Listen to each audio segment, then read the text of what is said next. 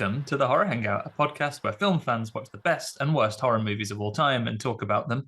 My name is Andy Conduit Turner, and this week, no Ben, he's off on his holidays, but I am joined by a very special guest, former guest, friend of the show, I hope we can say that, Edward Harvey, aka Harvey Retro, host of the Enigmatic Retro Rewind on YouTube and the co-host of the Trash Tapes Bad Movie podcast. Welcome, Ed. Nice to see you again. Thank you. It's great to be back. So, just the two of us. I know. It's like, cozy? Am I a guest or am I co-host here? I mean, you want to upgrade it. Ben's not here to stop anyone. Ed, the cat's away, Ed. So, official co-host this week. Right. I'm going to make some changes. Yeah, I'm only joking. Thank you very much for coming to join us in Ben's absence this week. Hopefully, he has a lovely holiday. Maybe when he's listening to this, a little different experience because Ben's definitely been on the most episodes out of all of us. Yeah, because he started it long before I ever started sticking my oar in. Yeah, not seen old Mr. Condor lately. I know he's been very busy recording an entire audiobook and doing lots of other writing work, but he shall return. Wow. He keeps us updated on the films he's been enjoying. I was just thinking the other day, I might tempt him back later this year with a screening of the remake of canonically Luke Condor's favorite horror movie ever, Cat People. I might talk about doing the 80s remake of that, and maybe that'll tempt him back. That'll be like the Dreamies for cats. Yeah. Shake that little bag and he'll come crashing through the podcasting wall. I would like to see the 80s remake. I've only seen the original. I've seen clips of the 80s remake. And apparently it's one of another previous guest, Emily Booth, said it was her favorite horror movie of all time. She enjoys the transformations. So gonna have to really get on with that one pretty soon. But we're here today. I think we've got a film that is very much in your wheelhouse. Well, one wheelhouse or the other. Some would say it's a bad movie, maybe not everyone, but certainly this is your retro, your retro world, right? Of 80s VHS horror. 80s horror that belongs on VHS, yes, definitely. And it is a bad movie in my opinion, but there's a lot to love about it. Yeah.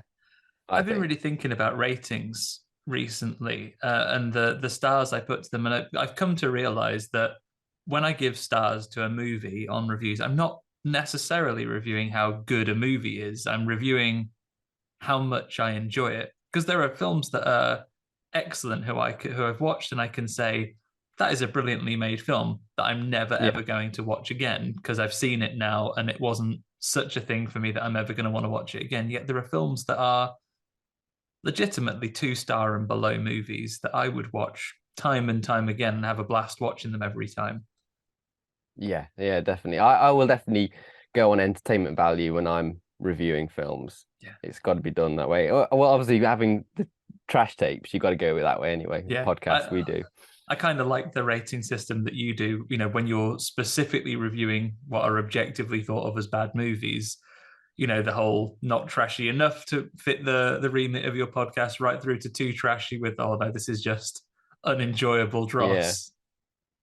Yeah, the trash tapes has been fun. Unfortunately, the trash tapes has kind of ended now, but it's a shame that we're not kind of continuing that. But it's kind of, we're going to transform it into another podcast where we're doing cult films. So it's kind of like changing rather than it being kind of going, if you know what I mean. So, and you've been, I'm glad that it's carrying on in some format, although I guess giving you a little bit more scope to things. But you guys have been working on some more screenings at the Derby Quad recently as well, right? Was it Pink Flamingo you did most recently?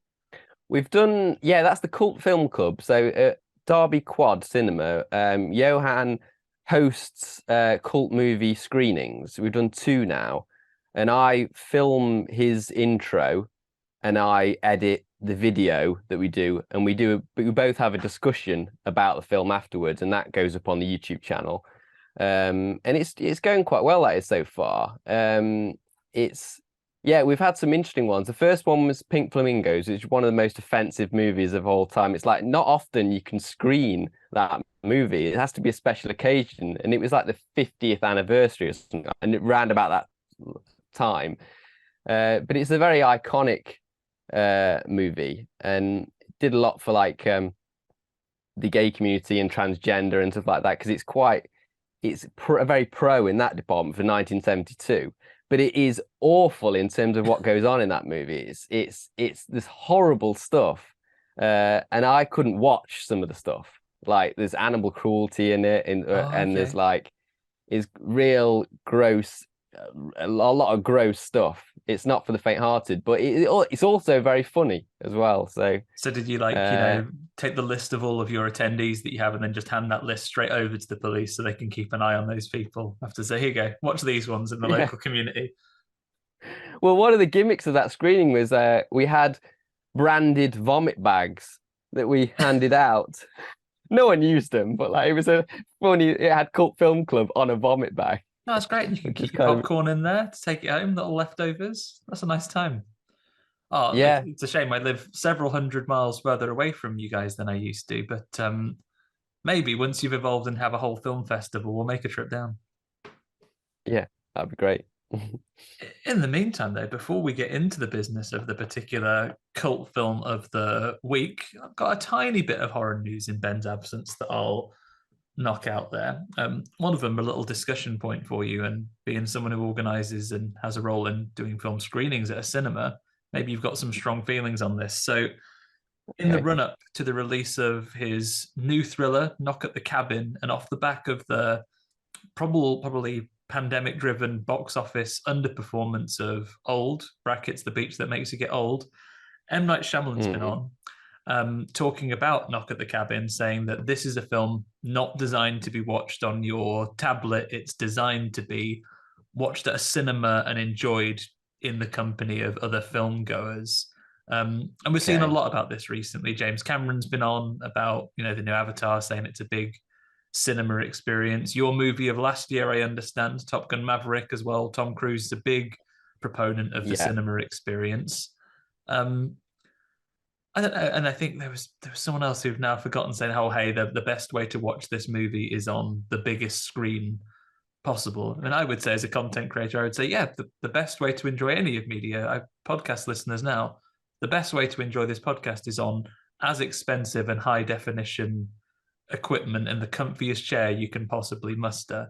But where do you stand on the viewing experience that a film is intended for?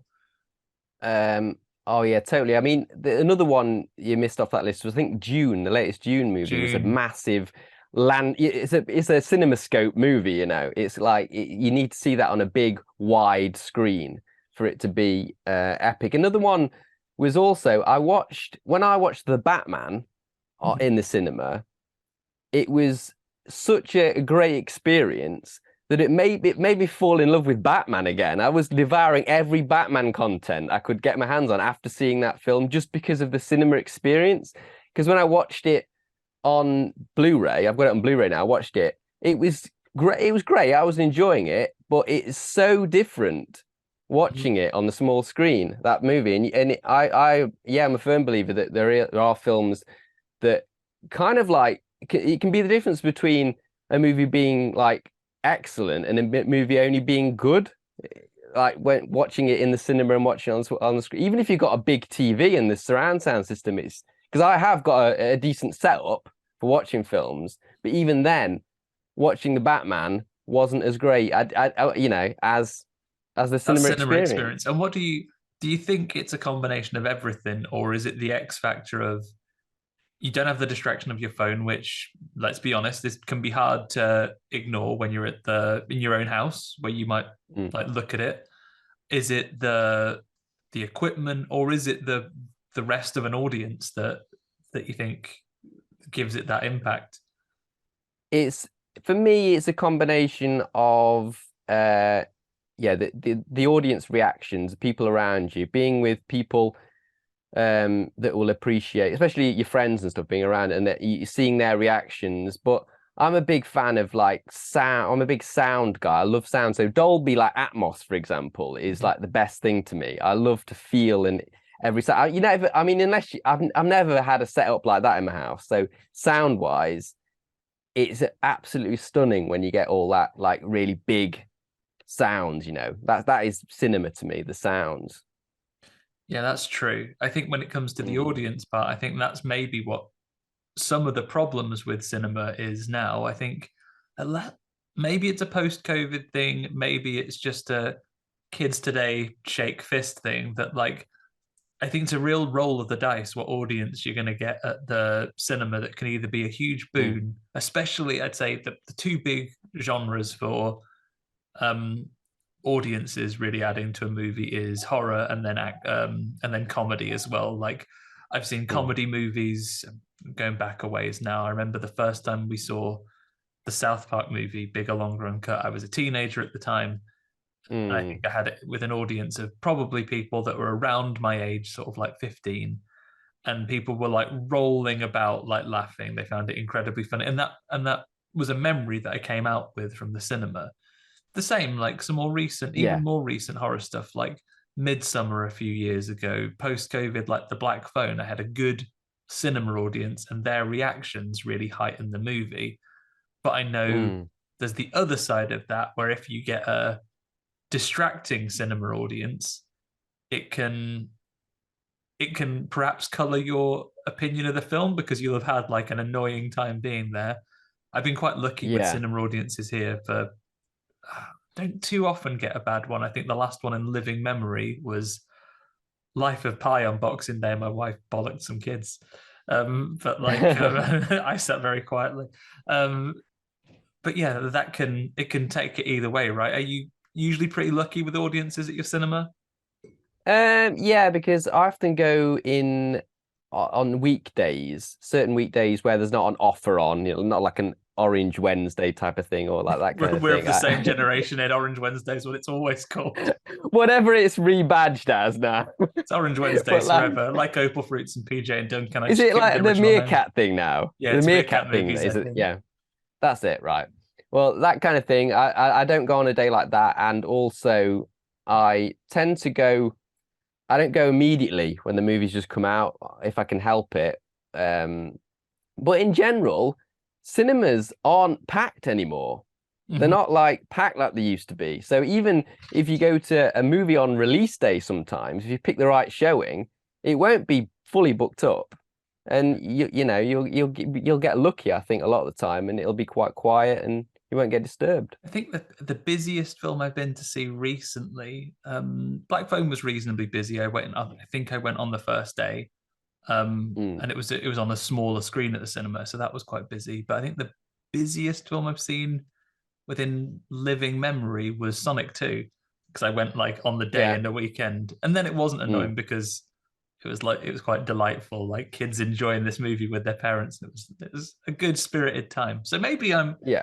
maybe I agree with Mr. Knight, um, and Mm. he's got a point there. I think certain films do belong at the cinema, but Mm. in this economy, you have to make those choices, I guess, increasingly so, of which ones you choose to see there and which ones you do have to kind of, take a punt and just wait until it's on one of the infinite streaming services quicker and quicker as well, right? Like time of recording, Black Panther, that was the one of the largest films at the end of last year, is out in less than a week Yeah. on Disney Plus. Yeah. I'm often tempted with, like Odin has like limitless. So you Yeah, can like you pay like one fee for the year and then you can go literally it doesn't matter if you go and see a bad film then because I it's, used to do that. I you've used to yeah. when I was within walking range of a Cineworld back in the old days. Mm. I used to have a Cineworld Unlimited card, and for the exact same reason, you could walk into Mm. something, and I think if you'd paid the price of a cinema ticket to go, you'd maybe be a bit pissed off and be Mm. maybe that wasn't right. But with between the secret screenings they had, where you would see a film early, and people would Yeah. always speculate, oh, it's going to be the new Star Wars. It's never going to be the new Star Wars, lads. Don't worry. It's always going to be something that they're doing to promote it and get more people to see. Um, but like, yeah, I would go and see things on a whim, and I would quite often be like, oh, what's this? Quiet evening, or wife's got plans or something or she's got some studying, or she just wants a bit of quiet time. Walk down the road to the cinema, and I would look at the cinema times and be like, oh, this film's starting now. I can just leave the house and I can just go down there. Yeah. Yeah, I'm a big fan of like the limitless. If you're near a chain that runs one, it helps you take more Mm. chances. Yeah, definitely. Next up, tell you what, we've had a lot of lot of franchise revivals in the last couple of years.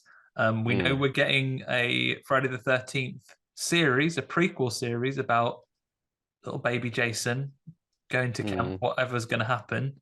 But Sean Cunningham, the director of the original, is apparently working on 3 projects with a number of writers, one of them with revitalized interest. And I imagine, implied by that, the legal difficulties are beginning to be cleared up.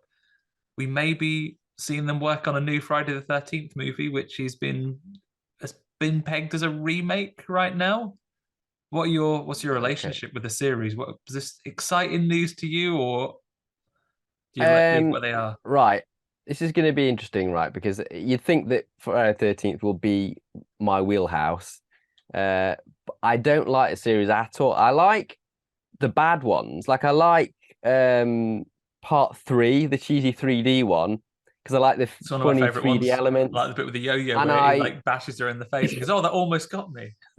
like a lot of forced 3D elements. Yeah, Yeah, I love that.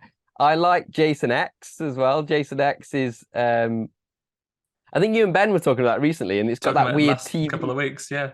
Yeah, it's got that weird TV look, hasn't it? Mhm. That I think it gives it a great aesthetic. Yeah, it is lit like an Um, episode of Stargate SG-1.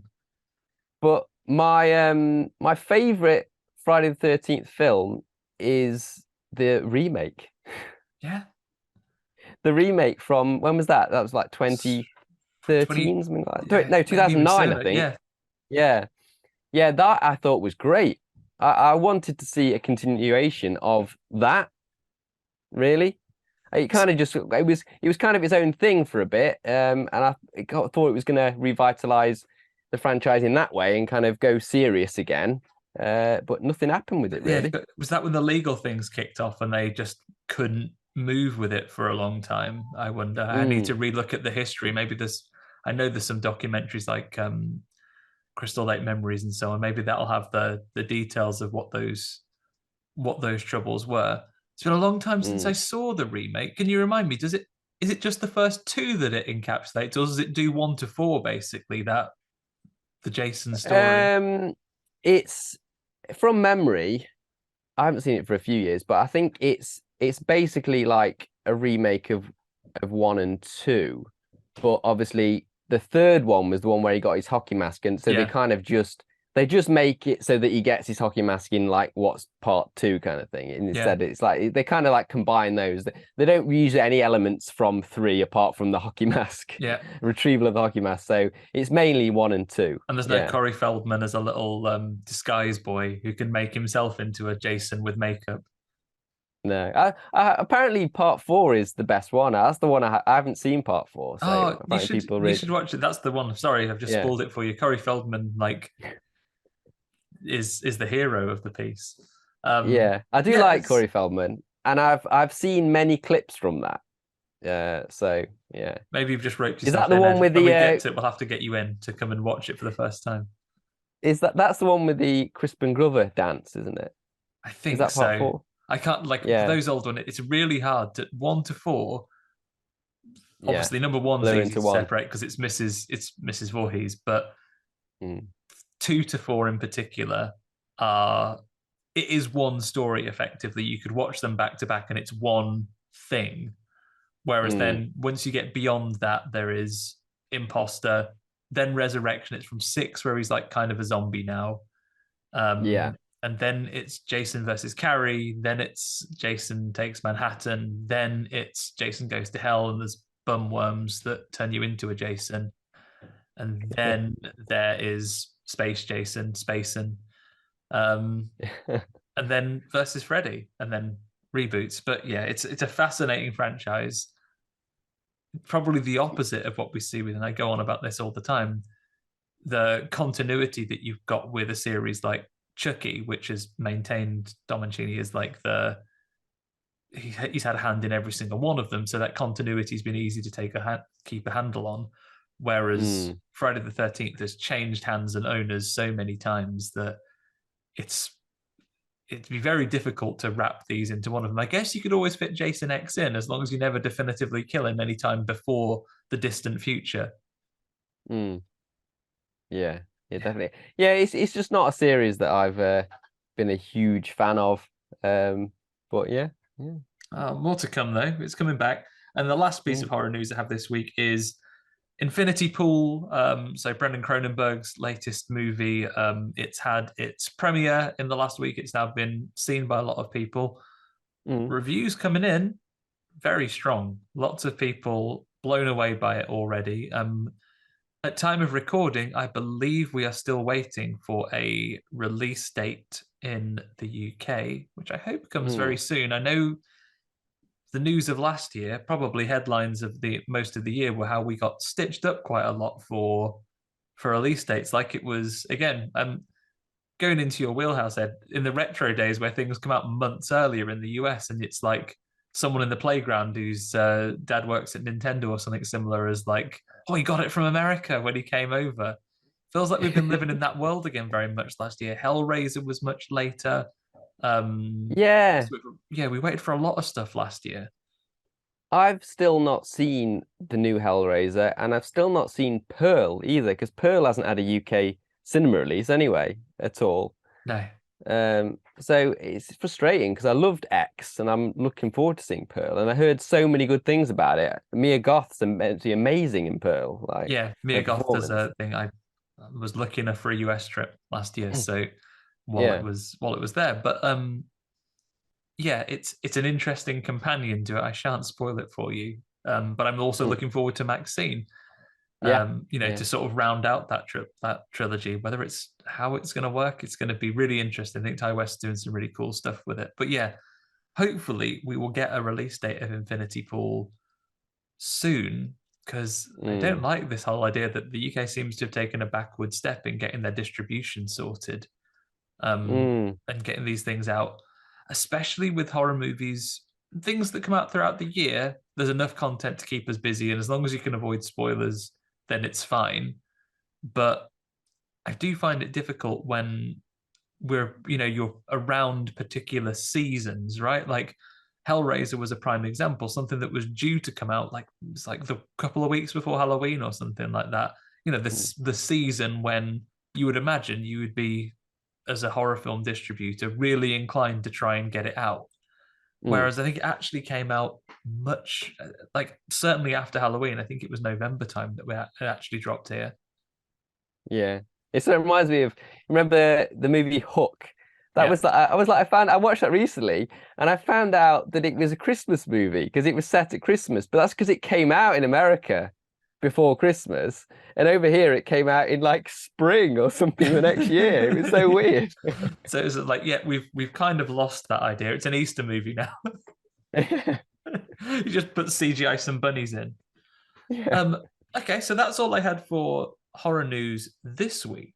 But I do have a couple of things that I've watched. I've been really blitzing through content recently, but I'll pause for you first, Ed. I mean, hasn't got to be the last week for you. It's been a while since you last joined us. So, anything of note in the horror world that you've really dug recently?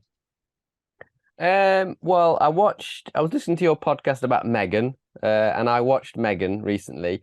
I was really pleasantly surprised by Megan. I think it's the funniest, like the best sort of like horror comedy I'd seen since I think Barbarian was another one I really liked. Mhm. But I was worried that it was going to be too similar to the Child's Play 2019 remake because Yeah, that's basically an AI doll yeah, scenario. But they did some more interesting things with the AI doll scenario, and it was clever. It had the cautionary tale aspect of what how dangerous the AI can be, but it was more leaning towards a satirical angle and like it reminded me the satire. And it reminded me of like RoboCop because it had like yeah. fake adverts in it and stuff like that. And I thought that was really well executed, and it had a perfect balance of horror and comedy. Although it was shot to be like an 18 sort of R-rated movie, but they cut a lot of it out. So we will hopefully get an unrated cut or something like That's what that. I've heard, and I think Yeah. it's seldom that I make the time to go back and watch an unrated one because content is infinite, Mm. time is not, and I quite often think, oh, it's too late now, I've moved on. But actually, Megan is one of those. I think I will go back and watch the unrated cut.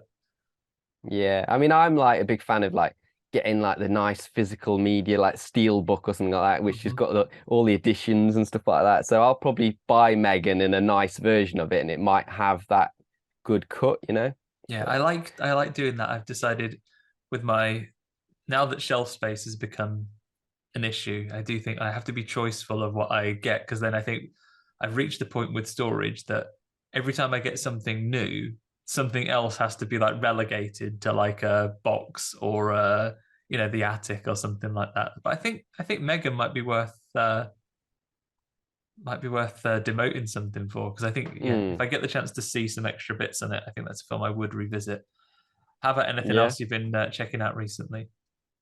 Well, I recently bought the Blu-ray of Smile, and I absolutely loved Smile. I thought it was the reason why I really liked it was because I'm a big fan of the curse movie genre. Hmm. I like like the Japanese, I like the Asian curse horror movies like and stuff like that. And it made me feel like how I first felt when I watched The Ring. Like when I first watched The Ring and I was watching it on a little bedroom TV, like the TVs in the movie.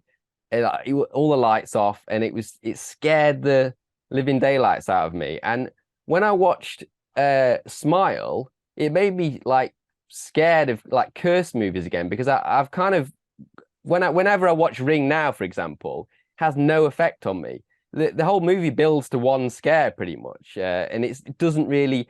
Even though I appreciate the movie, it doesn't frighten me at all anymore. But this was like sort of taking that idea, taking a curse, a thing that's been done loads of times, but it made that genre, that subgenre, like really fresh again. And I liked the mystique of it as well. I like that you didn't know a lot what was going on in terms of what the creature was.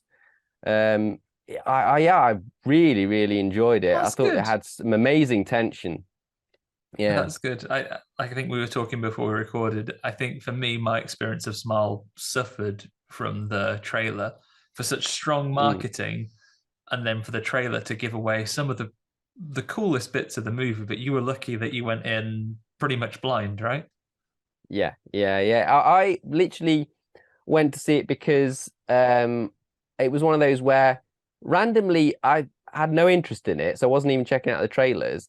And then I heard all this like buzz was going on about Mhm. it. People were saying like he was making loads of money, like loads of people were going to see it, and I was like, well, I want to see what all the fuss is about. I get caught up in hype trains, you see, Yeah, I'm you're like, come afraid. I on, just come on. No, that's good. No, it's good to be excited. Like I think yeah. there's yeah, I am almost disappointed in myself when I'm like cynical about stuff and it's like, oh, is this gonna be like this? Like it's nice to be excited and to have some genuine thrills going into into things. So yeah, I'm glad Hmm. enjoyed Smile. I think a bit like Megan actually, I suspect not only its box office, but I will say about it, there's a good bit of mystique there and some mystery we may see more of that to come in the future as well, right? Because I think it's a theme that you could explore a lot more of. So I think it's certainly been Oh, successful enough. Will we absolutely. see a follow up to it?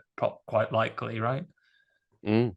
Yeah, absolutely. What would you call Smile Two though? Just Smile Two or Smile something? Smile. Turn that frown upside down. Just yeah, I'm old school. I want to see like a massive two behind Smile. Oh, the S in Smile turns around and it Yeah, becomes 2 Mile. I love all that stuff. Ah, oh, brilliant. I Good, think good, they're the good. most the things that have stood out lately for me.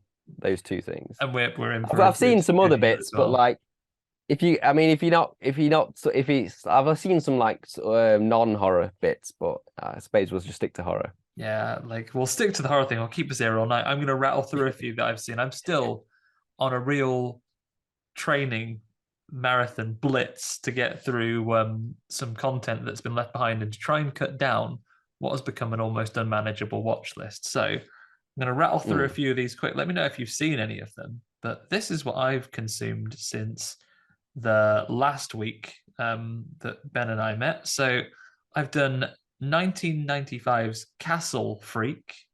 Um, it's on Shudder. You could watch that today. It is a Stuart Gordon movie It has some absolute horror royalty in it. So it's got John Riley of Reanimator, and it's got Jeffrey Combs. That's John Riley's his character name. Shouldn't read, should just remember. And Barbara Crampton is in it as well. So absolute horror royalty. An American guy inherits a castle, except you'll never guess what. There's a freak in it. Freak has Oh been wow! locked up by the previous owners. I have seen it, I think, but I can't really remember it. It was briefly when I had a Shudder subscription. I watched it then, but I just remember that it had the two iconic actors in it. But like, yeah, I can't remember much about it. Two iconic horror actors. Hmm. Horrible monster man that like eats cats and a lady's boobs in Yeah. in the castle. Big shallow energy, not just because it's set in Italy. Yeah. But yeah, it's a good, fun, schlocky movie. And then I watched 2021's In the Earth. I actually had deliberately paused on watching this one. It's a Ben Wheatley film, a British Hmm. production set outside Bristol, where there's been a pandemic which has like crippled the nation, which was why when we were still in COVID years, I was like, I'm gonna wait on this one before I watch it. Um, it's got like pseudo supernatural, very psychedelic things in there Hmm. that are happening. I need to pull up the because I'm now going to blank on it, but absolutely manic performance by Reece Shearsmith in it as well, terrifying Oh, in a yeah, very he's great. calm way. Yeah, some crazy performances, very kind of folk horror energy, Hmm. but not so much that the mysticism is, it gives you a scientific out for it as well. Um, Good pairing with the new Last of Us series. Mushrooms are bad, everybody. Um, Yeah. be very careful out there. So that was that.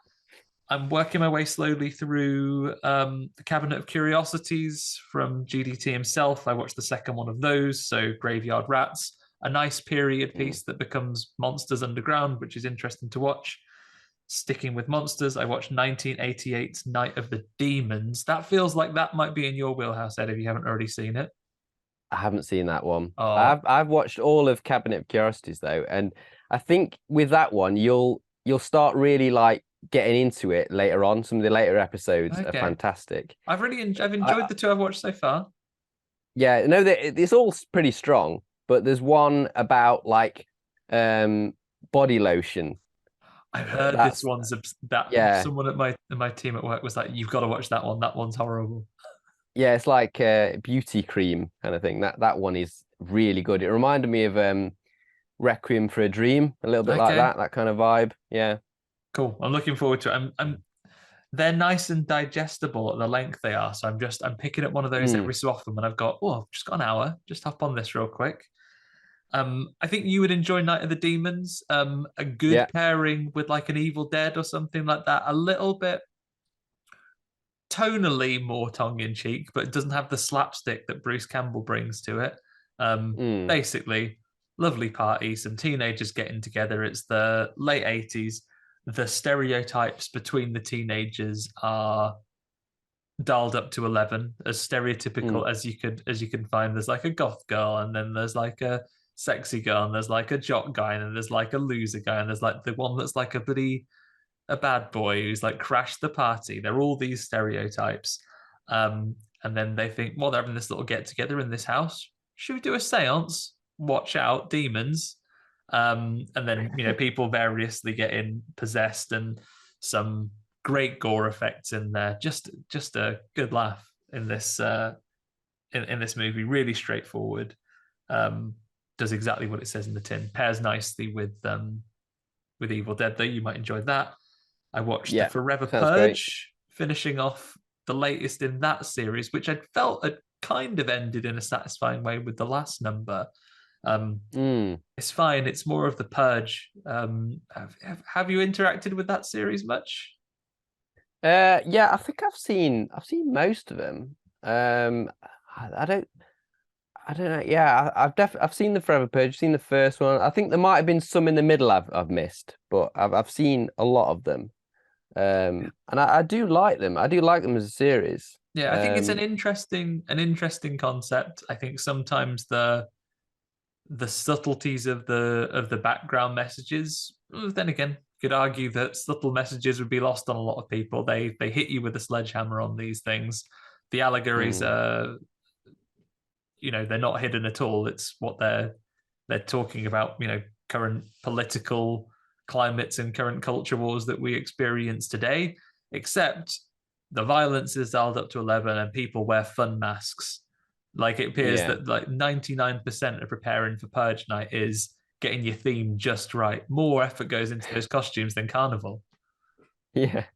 I thought the first movie was a clever movie because it was very simple, and it's a lot of the movies set takes place in pretty much one house. And I always found that's like really clever when a movie can hold your attention in one location for that amount of time. Yeah, and the others are all really spin out into, like, everything else is like action horror, I would say.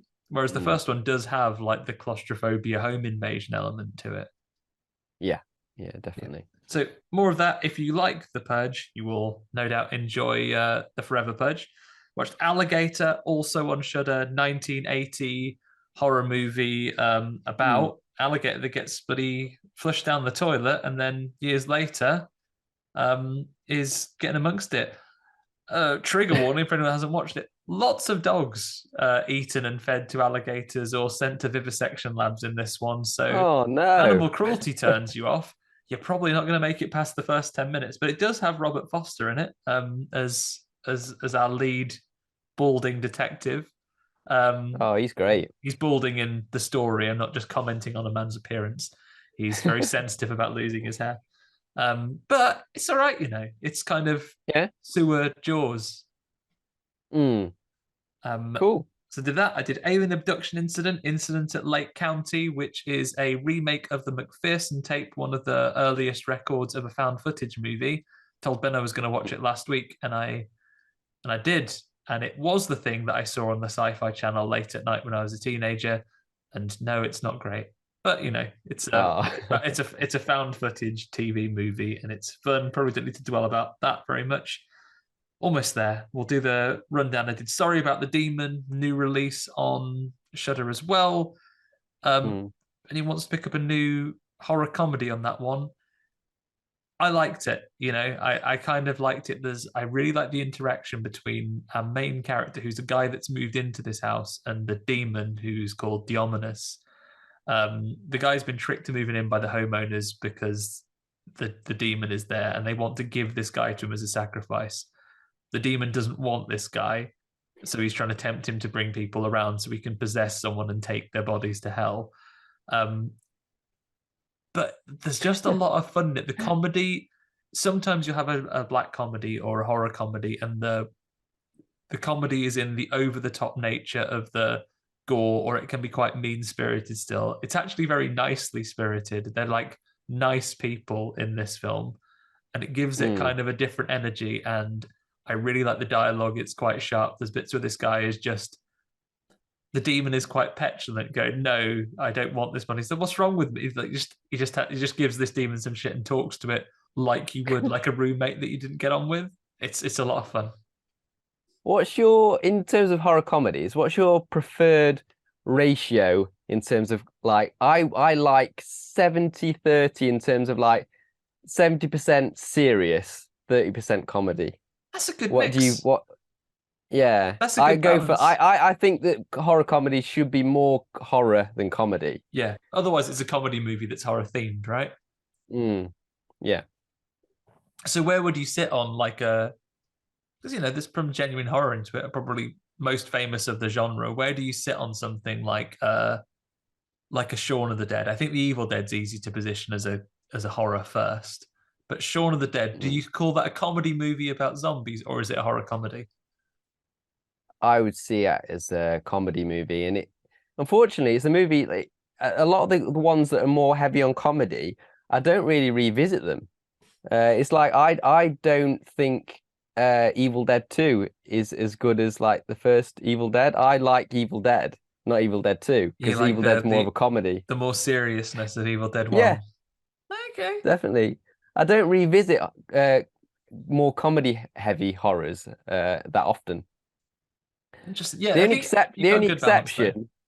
only exception is still on Sam Raimi, Drag Me to Hell, which is very funny, but it's all somehow very scary as well. It's got some horrific jump scares and stuff. Yeah, So, Sam Raimi, I think, is very good at making the horror in his horror horrific enough, even if it's fairly funny. Because there are like, Drag Me to Hell is a perfect example. There are some bits in there that are funny, but remain horrific as well. Like when they're in the grave and the body is falling on it. Because you could imagine, like, oh my God, you'd freak out if a dead body fell on you and was leaking fluids all over you. But at the same time, it's funny to watch and it's done in a comedic way. I think that's a good directorial skill, I guess, in those movies. Yeah. But yeah, it's a good balance. This, sorry about the demon. The physicality and the scares, it's definitely, maybe the balance would be a bit too much on the comedy for your taste, Ed, because I think in a dialogue sense, it is a comedy. It's demon and possession themed, but it's got some spooks as well. But it's definitely by that measure more of a comedy. I watched Cheerleader Camp from 1988. That's a bonanza. I heard the folks at Nightmare on Film Street talk about it not too long ago, and I was like, I'm going to have to check this one out, and I'm glad I did. Not quite sleepaway camp, but it is. It's got that same energy. It's, again, for your world, for retro horror. It's fun. It's got some good moments. That would be a classic VHS movie. I watched Dead Space Aftermath, which, in preparation for the new game coming out, it's an animated thing that goes between Dead Space 1 and 2. It's an anthology piece, so different studios have done different sections of the animation. Your mileage may vary, it's fine.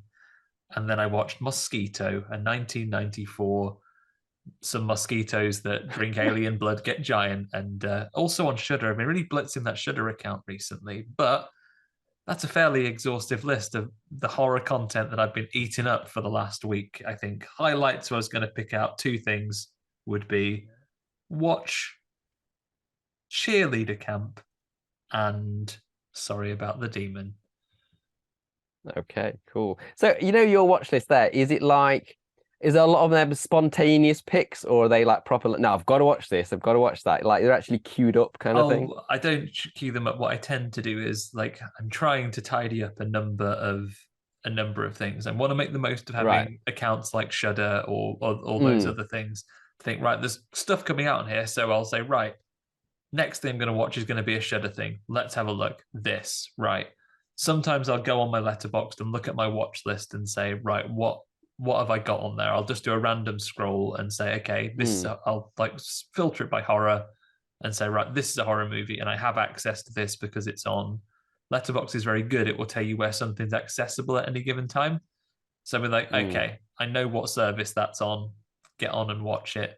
Or physical media as well. Like I was saying, having to relegate stuff for things like, there's so much stuff that's been on the shelf either for years or I picked up with the intent of watching. It's like, it's probably a lot of it casualties from the 3 for a tenner at HMV days. It's like, right, you know what? I'm just going to actually get around to watching this so I can actually clear off some of that list a little bit. So it's mostly about clearing up various places where discs or files or watch lists, when you have your My List on a platform, that you've got all these things that you've just, it's very quick to go, add that. YouTube as well, the amount of old films that don't necessarily have a home that are just available in full on there. So I've got like a watch playlist there as well. I'm literally just going in and saying, right, I need to get away and finish these bits of unfinished business, or I'm going to end up coming back as a ghost if I ever die. Wow. So that is a real man on a mission there. Yeah, got to get through it. And like I said to Ben last week, a lot of it is sometimes you end up with such a watch list because you kind of think, I have to wait until I've got the perfect time to watch this. But yet when it's a TV program, you'll sit down one day and go, oh shit, I've just watched 8 episodes of Pointless. Like back to back, just in the background. So there are some films like M. Night and Co. would suggest that you need to sit down and really pay attention to, but there are some things that you can quite happily have on in the background when you've got half an hour and just do them in a couple of sittings. So I'm trying to do that to actually make a move through some stuff. But extensive list aside, one thing we've both watched this week is Deadly Friend. Yeah. So let me read this through for you here. So, Deadly Friend. Here we go. So, Deadly Friend is a 1986 movie by one Wes Craven. There's no one alive who'll pay. Try that again. Sorry, Ben, we're making me the edit. There's no one alive who'll play with the girl next door is apparently one tagline for this movie.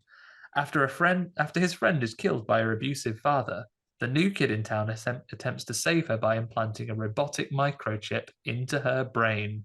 It stars Matthew Laborteaux, Kristy Swanson, famous as the titular Deadly Friend, Michael Sharrett as his mate next door, and then some other folks as well, including some old bullies that come along that are definitely in their 30s and somehow picking on 15-year-olds. Absolutely. Yeah, I only know Kristy Swanson from that cast list. That's the only one I know. Obviously from Buffy. Yeah, the original Buffy movie. Apparently she's also in Dude, Where's My Car? In Big right, Daddy, okay. Hot Shots, Ferris Bueller's Day Off, and The Phantom. Oh, The Phantom with Billy Zane. She is in Billy Zane's The Phantom as Diana I've just Palmer. picked that up on Blu-ray. Oh, well, you're going to know Kristy Swanson from something else very soon. Yeah, I saw that on video when it first came out, and I thought I saw a nice edition of it in HMV. I'm having that. Get in. You know what? The Phantom's all right, underrated. Yeah. Here's what we've got for Deadly Friend. 5.5 on IMDb. Rotten Tomatoes, 20% critic score, 39% audience score. It's at a 2.8 on Letterboxd, and Ben has pulled me out some choice reviews here. So Alan says 4 stars. If this whole movie was just that yellow robot fucking people up, it would be flawless. As it is, it's only near flawless. My guinea pig is called Alan, so I just pictured my guinea pig saying that review. Your guinea pig reviewing that film. Well, yeah. I'm not sure how you feel about Alan's review, how you feel about it yet, Ed, but Alan, your guinea pig, thinks it's 4-star movie, near flawless. Right. Okay. Tim Kopp says 4 stars. I loved BB and Terminator Kristy Swanson. Sorry, I can't be objective about this. And Lane Jordan also gives it 4 stars. Says cheesy fun from the great Wes Craven, and that basketball kill is badass. Yes, I definitely agree with that. I mean, Ben usually gets looking forward to talking about that. Ben usually gets a bit of a cross section of reviews there, and all 4 of these bad boys have given it 4 stars. So how it ended up with only a 2.8 is beyond me. But yeah, what you mentioned, you have a history with this movie, Ed. I can't bear the tension anymore. You're gonna have to tell me what this history is. Right. So, did you ever have like films when you're a kid? You like you snuck downstairs late at night and you watched a little bit of a film you weren't supposed to watch, and it really like scarred you, kind of thing, because it was like really, really frightening. It took me absolutely years to figure out that this movie was one of those movies, and of course it was Johann that told me that it was that movie when I described the situation. He'd already seen it, but it was the scene where Kristy Swanson's character Samantha kills her father, and I came in on that, like, kind of thing. And it was just like horrific. Being smashed into a Bernie furnace. Yeah, so I saw an element of that, and also I for some reason must have seen another bit as well, because I knew that she was a robot, so I kind of saw an element of her being a robot as well, like, and it was only glimpses out of, like, I didn't know what it was, and for years I'd been like googling like little bits of information that I knew, and I just couldn't work it out, because you know how your brain kind of warps a memory. I remembered her being more like a cheerleader or something like that. I remember her being like in a cheerleader outfit, but I don't think she was. Maybe your brain IMDb'd it and was like, of course, Buffy the Vampire Slayer. Yeah. Yes. Yeah, I think it was one of those situations. So I was glad that when I finally figured out it's got to be that movie, that when I watched it years later, it kind of lived up to what I was Yeah. expecting. But obviously it doesn't scare me now, but like it did at the Um, time. I'm happy to confirm I know exactly what you're talking about. My version of that was Tom Selleck and Gene Simmons' vehicle, Runaway, that I was Okay. terrified of. I walked downstairs, my parents were watching it at a point where these little Gene Simmons's character, Gene Simmons of Mm, Kiss fame, makes these little robot spiders that have like poison needles on them, and they jump out and they inject people with poison and they die. And yeah.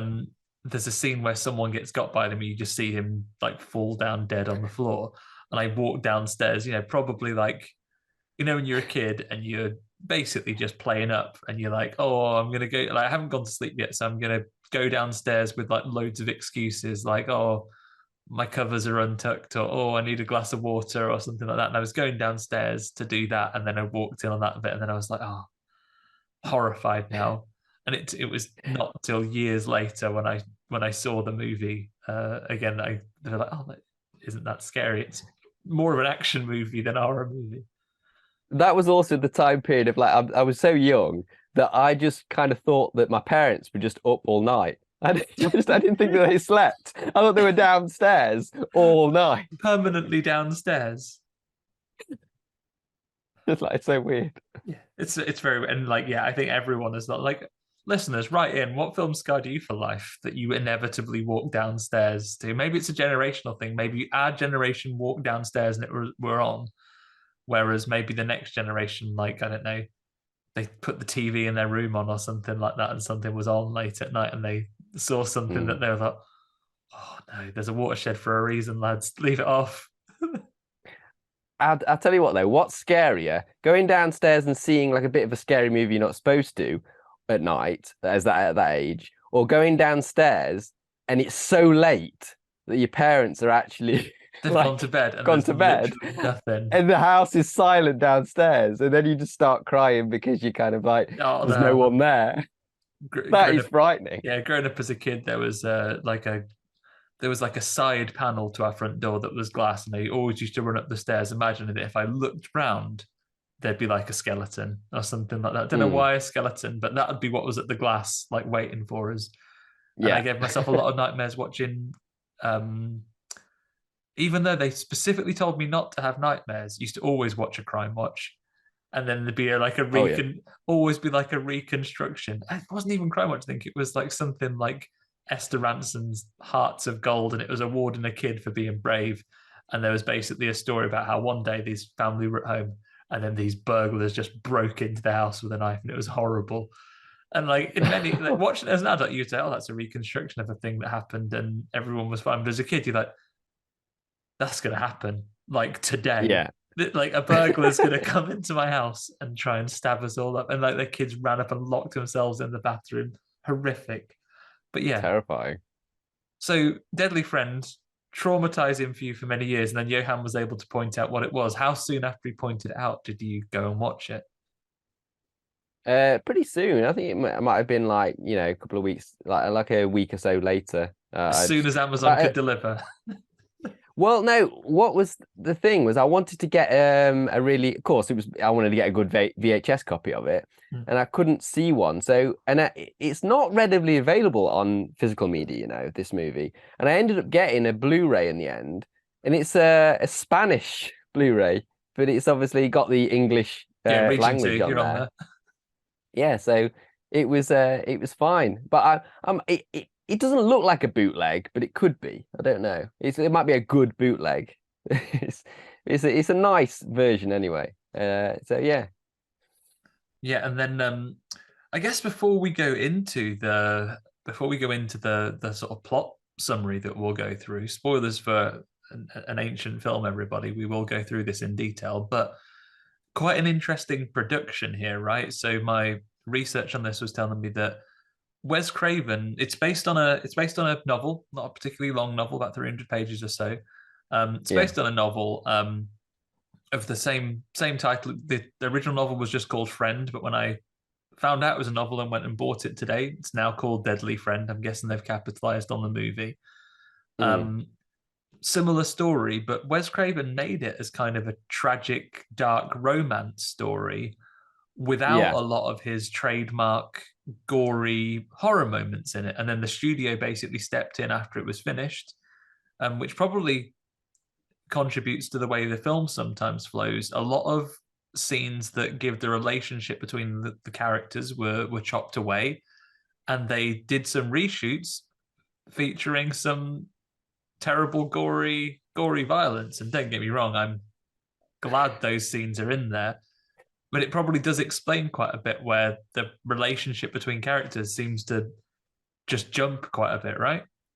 Yeah, they definitely. I've got those little bits like in my notes, like highlighted in red, because it's like these are the standout, like shoehorned in violent bits.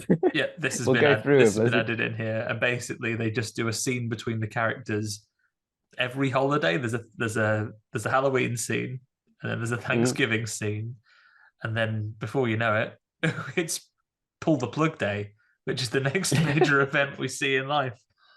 Um, yeah, yeah, really interesting that they approach this, and the Wes Craven of all these people, this person who's recognized as a huge horror director, to pretty much just after. I haven't looked at the chronology of the releases, but it must be just after Nightmare on Elm Street, right? Not too. It's a couple of years after Nightmare on Elm Street this came out. yeah. It's 86, and Elm Street was 84, wasn't it? So yeah, Yeah, a couple of years later.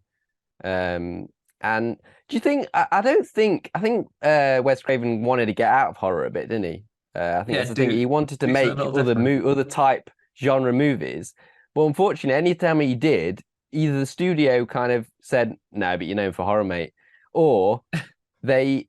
It was basically just a case of like, yeah, you've tried that, Wes, but it's not really making bank, is it? Yeah. It's So do like, you want to? yeah, because so yeah, he has tried some other movies like dramas and stuff, but like they never really made a lot of money, never really did that well. So unfortunately, you've got to just stick to what you're good at, Wes.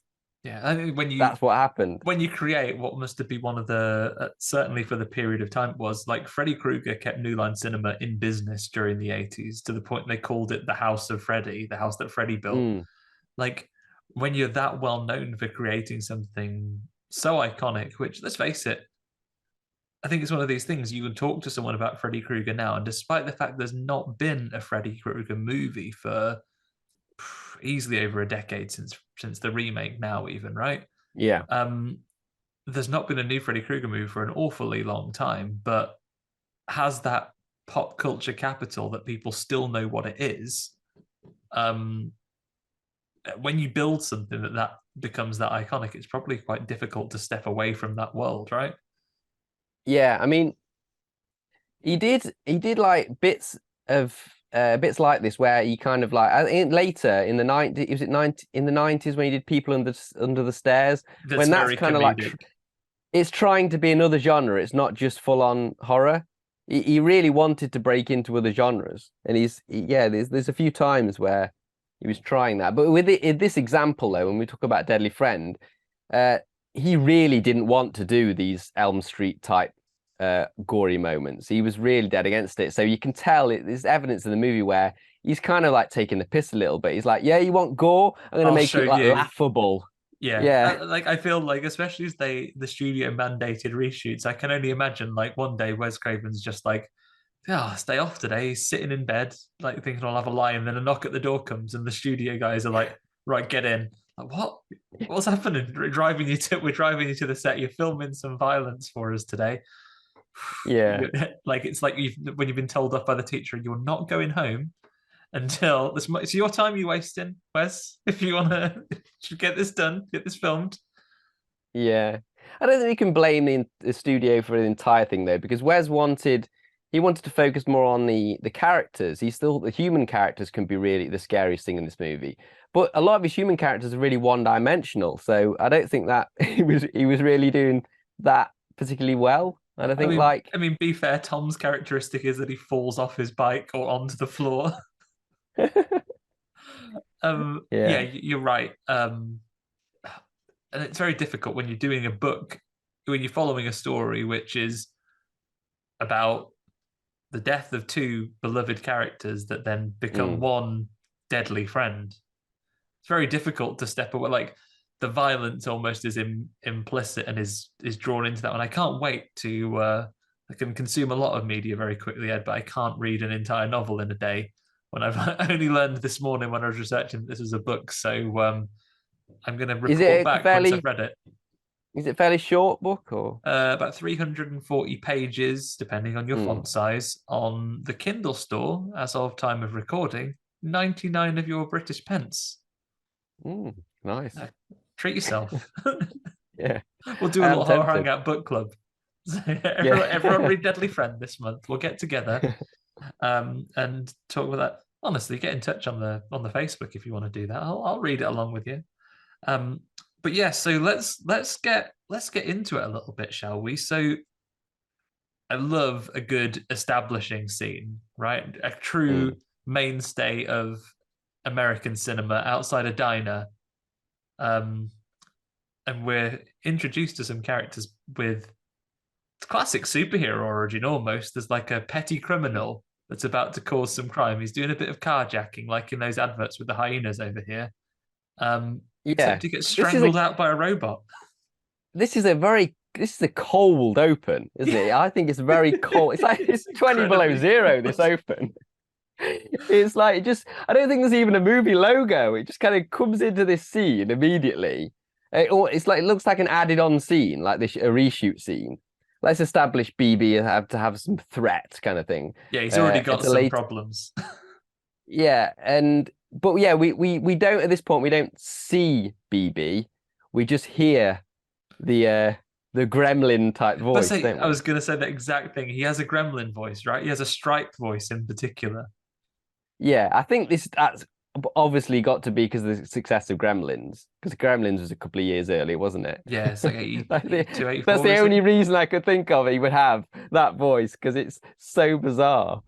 Yeah, and he never, like, despite being a very clever robot, he doesn't speak particularly coherently, right? So there's this guy that's just outside the car, elbows the window open and does a classic door unlock, and he's off to rob the car. You see him and he looks into the back here and like basically like Billy, and then he goes, oh, you're pretty cute, and then like a big pneumatic arm just starts strangling this man, and it is like a Bart Simpson strangle, like his eyes are like yeah, it's really good. But and then it sorry, go on. No, you go.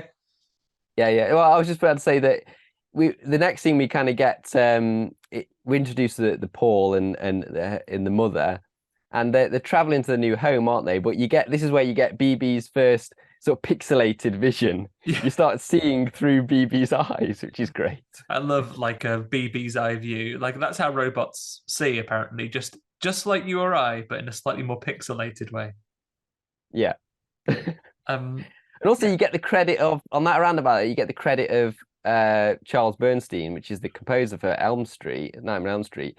So you're thinking, the score's going to be amazing, but it isn't. I mean, until you get to the absolute banger of a final track, right? Which is just music with a completely discordant, just BB doing some. I think Ben described it as just scatting over the end. Yeah, it's samples of his voice with slap bass. Yeah. Yeah, BB was like, a young Scatman John was watching this and thought, got an idea. I'll have a number one single followed by a moderately successful album, Scatman's World. But yeah, so they're on the way to the new house. Paul is a boy genius. He's a double threat, really, because he's a robot genius because he's built a BB, but he's going to the most prestigious medical school in the country to study medicine and brain surgery, complicated brain surgery with like this doctor who's like, not only is he a medical doctor working in hospital, but he's also like the king of the university. Yeah. I mean, when they first arrive home, like shortly after, you basically get like he's looking around the neighborhood, isn't he? And like but I love when you first see BB, when you first get because you kind of before that you're kind of picturing, oh, what could he look like? And here comes this like Johnny Five made out of Meccano kind of like looking thing. He comes rolling out because they built him a ramp because they've. I mean, that's a big thing actually. They have chosen the car they have. They have like a minivan that has like a side door, like a transit would, and a ramp coming down. So kind of the kind of vehicle you would have if you had, a wheelchair user or a large family. You went on loads of camping trips. It appears to just be Yeah. Paul and his mom. And they have a normal moderate. They have that car for the very fact that he has built a robot that needs it to get in and out. So he needs that car to get in and out of. Their life is now BB. Everything revolves around BB. BB with the strength to throw a piano across the room. So apparently it costs 20,000 to make that robot. Yeah. It doesn't look it, does it? Well, bearing in mind that in last week's film, Megan, part of that they say, that robot would cost 10 grand. If Megan's were 10 grand, I ain't got kids and I'd get a Megan just to help us out. Yeah. $20,000 though in 1986. Yeah, might have to in a little bit. I might pause and do a quick Google about what $20,000 is in today's money. Like $1 million. Yeah, it's going to be a lot. So they built a BB. You would think in a post Star Wars world they could have just had a little guy in it driving it, right? Yeah. Have a little bloke in it. By the way, I'm glad you mentioned the piano bit because that's the first example. Like when you go into the house and they're unpacking, and he needs a power outlet to like charge up.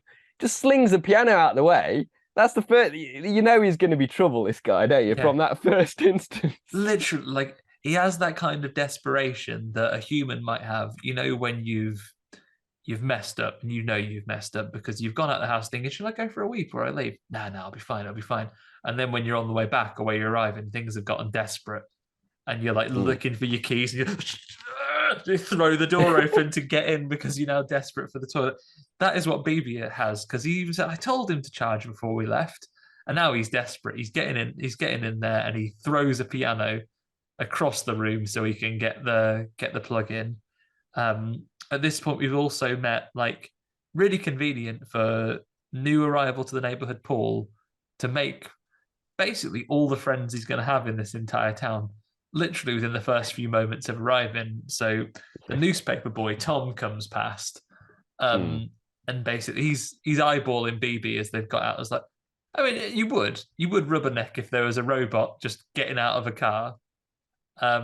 Oh yeah, definitely. But he stacks it. This is Bruce Campbell in the making. He's like, let me do my own stunts. He slowly bangs the curb with his tire and goes over the handlebars. Introduces himself. This is Tom. And he goes, oh, so you'll be in the 10th grade, right? So it'll be what? So you're 10th grade, you're 14, turning 15. He said, you'll be in the 10th grade, right? We can be friends at school. Paul points out, actually, I'm working at the prestigious Science University Hospital. So, but it's okay, despite the fact that we're not going to go to school and we have nothing to associate about. And I appear to fundamentally have a job. We'll still be mates. My best friend will still be a completely normal 15-year-old with a paper round. Yeah, he's a bit of a smart aleck, isn't he? Old Paul. Yeah, Paul's a smart one. Although Tom, this is the second. He shows he's got some characteristics that may have dated over time. Once we meet our next character, because we very quickly meet Sam, who is classic, the girl next door. She's over there. She wanders out and sees BB. Paul is just putting some stuff away in the garage. She walks out and sees BB mowing the lawn. She's like, oh, hey, what's your name? It's BB. Comes out. Paul's bringing his A game right away. It's like, oh, this is BB's. He's smart. I can tell he's smart because he likes you. And, fucking hell, Paul, you old devil. He's straight at it. I loved it when he was basically BB's mowing the lawn and he's just standing there with a rake, like, oh, what do I do then? Kind of like literally doing the chores for him. Does this guy do anything now he's got BB? Yeah. Although to be fair, like BB seems thrilled to ribbons to be doing the mowing. Why mess with it? He's happy to do it. Okay. But Tom, my note here just is old Tom, because we've met Sam now. Basically, really transparently being abused. Sam has got like a big bruise on her arm that Paul immediately clocks, and her dad is like, he is the sweatiest man, permanently looking angrily out of the window. He's like constantly frowning, and he goes, "Oh, do you want to come round?" She says, "Oh no, I can't actually. Can't come round now. I've got to go by." And then it follows up where my note is, "Oh Tom," because he goes, "Oh, do you know Sam?" So, "Oh yeah, I do know her actually." Literally the follow up comment, "Great tits." Oh, Tom. And then Paul agrees. Yeah, He's like, "Huh, you're yeah, telling me?" snap. It's like a lads kind of a it's like really like makes you hate those characters immediately. Like when you watch it nowadays. But I think if you watched it in the 80s, it would have been like that would have been like just fun, you know. And it's like, oh, these guys are like funny, aren't they? You'd have been agreeing with them. You'd have been like, yeah. I was thinking about this. I mean, the victims we have, that are murdered in this film, reframe them with modern mindset. You've got a widow who has been turned to drink, so someone who has an addiction problem. Someone who has an addiction problem. The next door neighbor who's clearly a paranoid and vulnerable old woman who's lonely and socially isolated. And then it's some troubled youths failure to launch. I was going to say the old lady which across the street is Sloth's mum in the Goonies. Yeah, old Ma Fratelli. She's called Elvira in this one. I particularly loved her description on the Wikipedia plot summary, which describes her as a reclusive harridan. Jeez, not pulling any punches on the Wikipedia. Yeah, she's a bit of a outrageous. But yeah, after Tom has done that, they have an encounter with some 35-year-old bullies.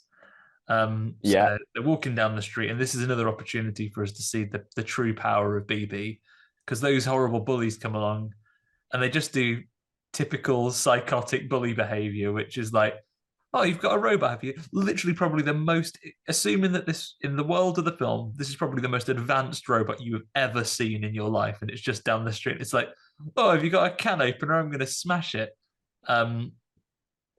But BB's not having any of it. He grabs the bully by the crotch. Yeah, pays for it with the old. He pays for it with the old ball toll, doesn't he? He does. I'm not sure a 1986 robot's going to have that much fine motor control to have just threatened to crush his balls. I think he'd have been done. Yeah. Also, it's that these guys have like stepped off the set of Grease 2, haven't they? They're very like greasers.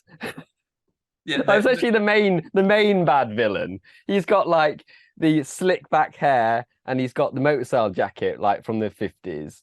And he's very much like but like not a cool Grease member, a Grease 2 member. Yeah, he's a Grease 2 member. To be fair though, to him, looking at the fellow here, he probably was in high school in the 50s. Now it's 1986. And he's fed up with the fact that he didn't necessarily reach his potential in high school. So he's picking on actual teenagers, pretending and threatening to smash their robots. But BB gives them a grip in. They says, you better tell your boys to step off. And he goes, oh, off you go then. And then this is probably one of the things that I think maybe was a victim of the cuts, because not only is Sam not in this scene and the bully seems to know Sam, but we do not see the bullies again until the end of the movie, which makes it feel like after this one encounter, he's been planning his revenge for like the best part of a year.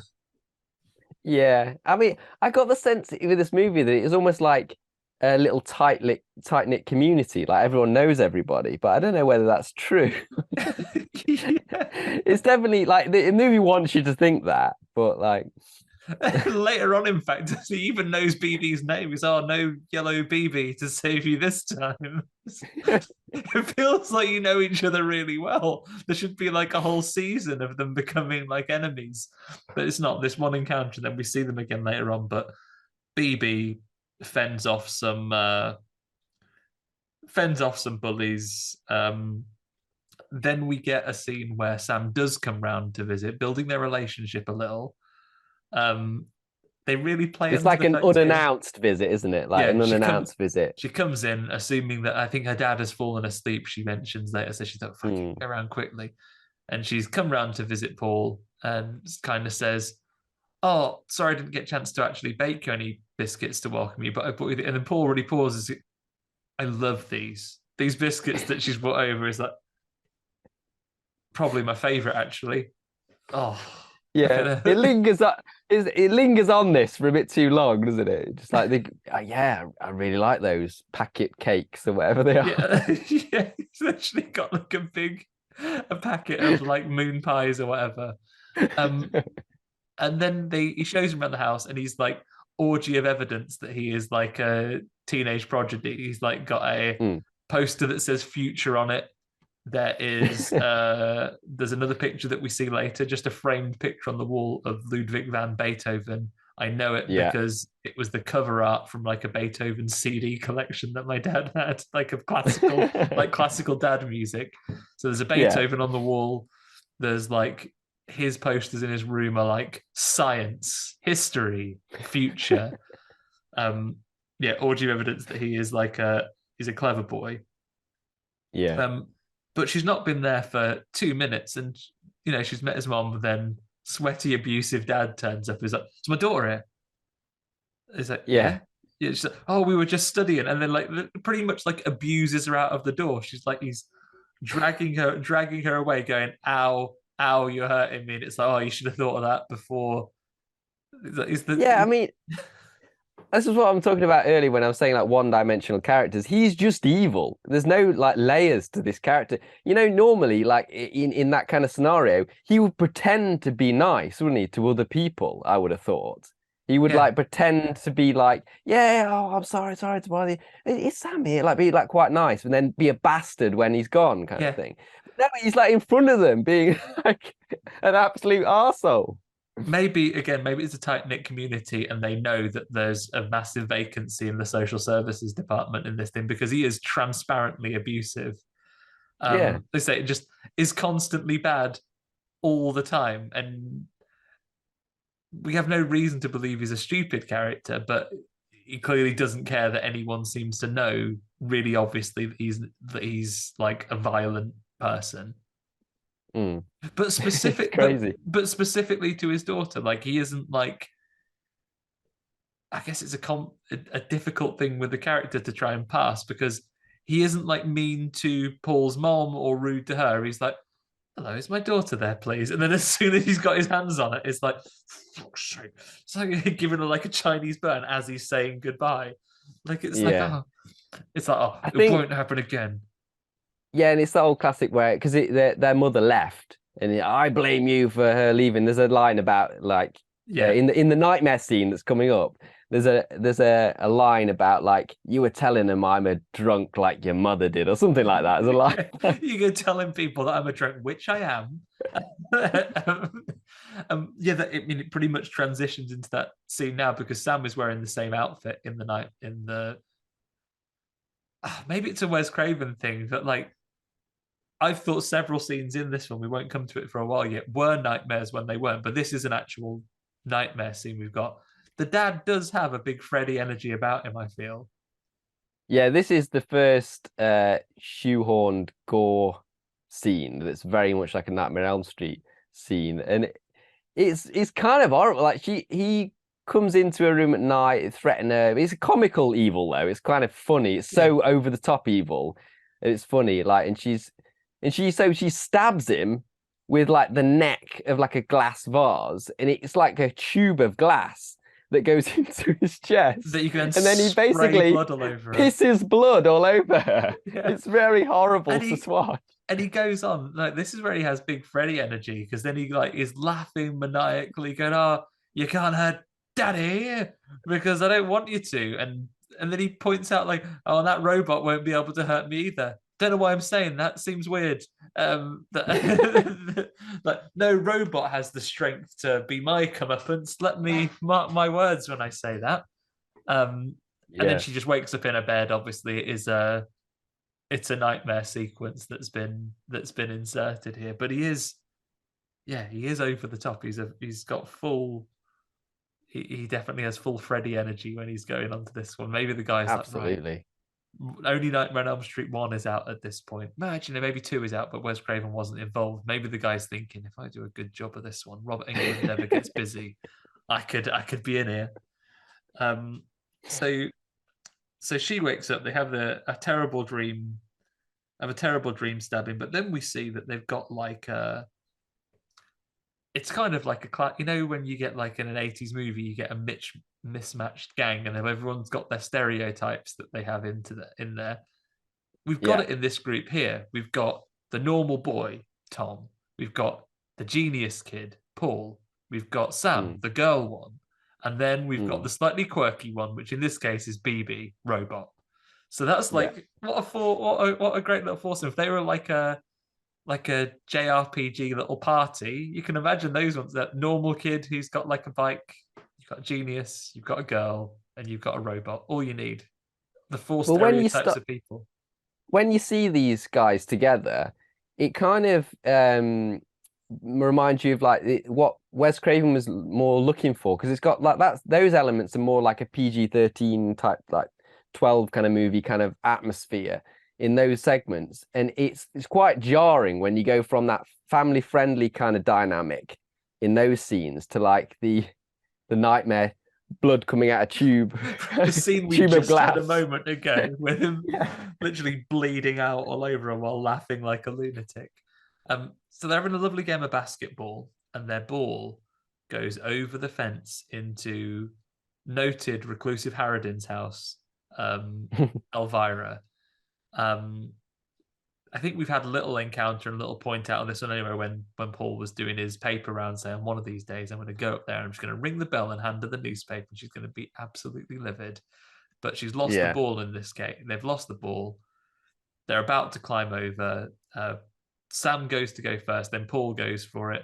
She comes out and basically does classic mean neighbor tactic, steals the ball and goes, "Look at my ball now, isn't it? Sucked in." And and takes it. And it makes you can tell that it makes BB like really pissed off, doesn't it? Like BB's raging. Does he get like red eyes looking at her? Yeah. Little foreshadowing for revenge later. Yeah, the two things, like, basically, I mean, spoilers for what's coming up. Eventually, two of our characters, I won't say who, will be combined into one, and both of their vendettas, some would argue one more serious than the other, will be combined into their personalities and who they choose to take revenge on. Yeah. So this is when basically Elvira has marked her card with BB. He's ready for revenge at some point.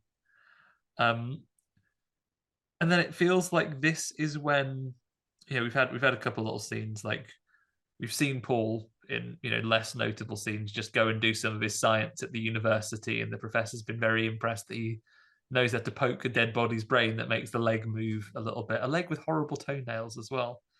He makes it like, he animates the corpse, and it's like, Dr. Johansson's like, "How did you do that? It's like, oh, this kid's amazing. I'm good at science, me."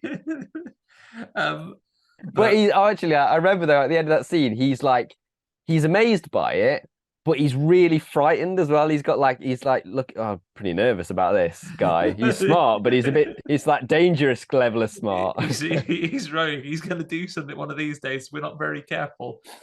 That's gonna get us into a spot of bother. But before that can happen, unfortunately, we have a Halloween night tragedy. Yeah. Sam, it would appear, is getting an excuse to come round a little bit. We see her like basically the excuse she has sometimes is studying, but they've come out for a Halloween night out where they're dressed. BB is dressed as a robot, obviously.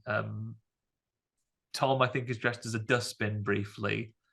Yeah. But they appear to just be doing tricks because they're like shaving foaming this guy's car. And he comes out Yeah. this guy comes out of the house really defeated, like, oh, don't bother. He's like, oh, I know. please. It's not like, I don't think they're even knocking in any doors. They're just vandalizing property. Yeah, it's just trick. Yeah.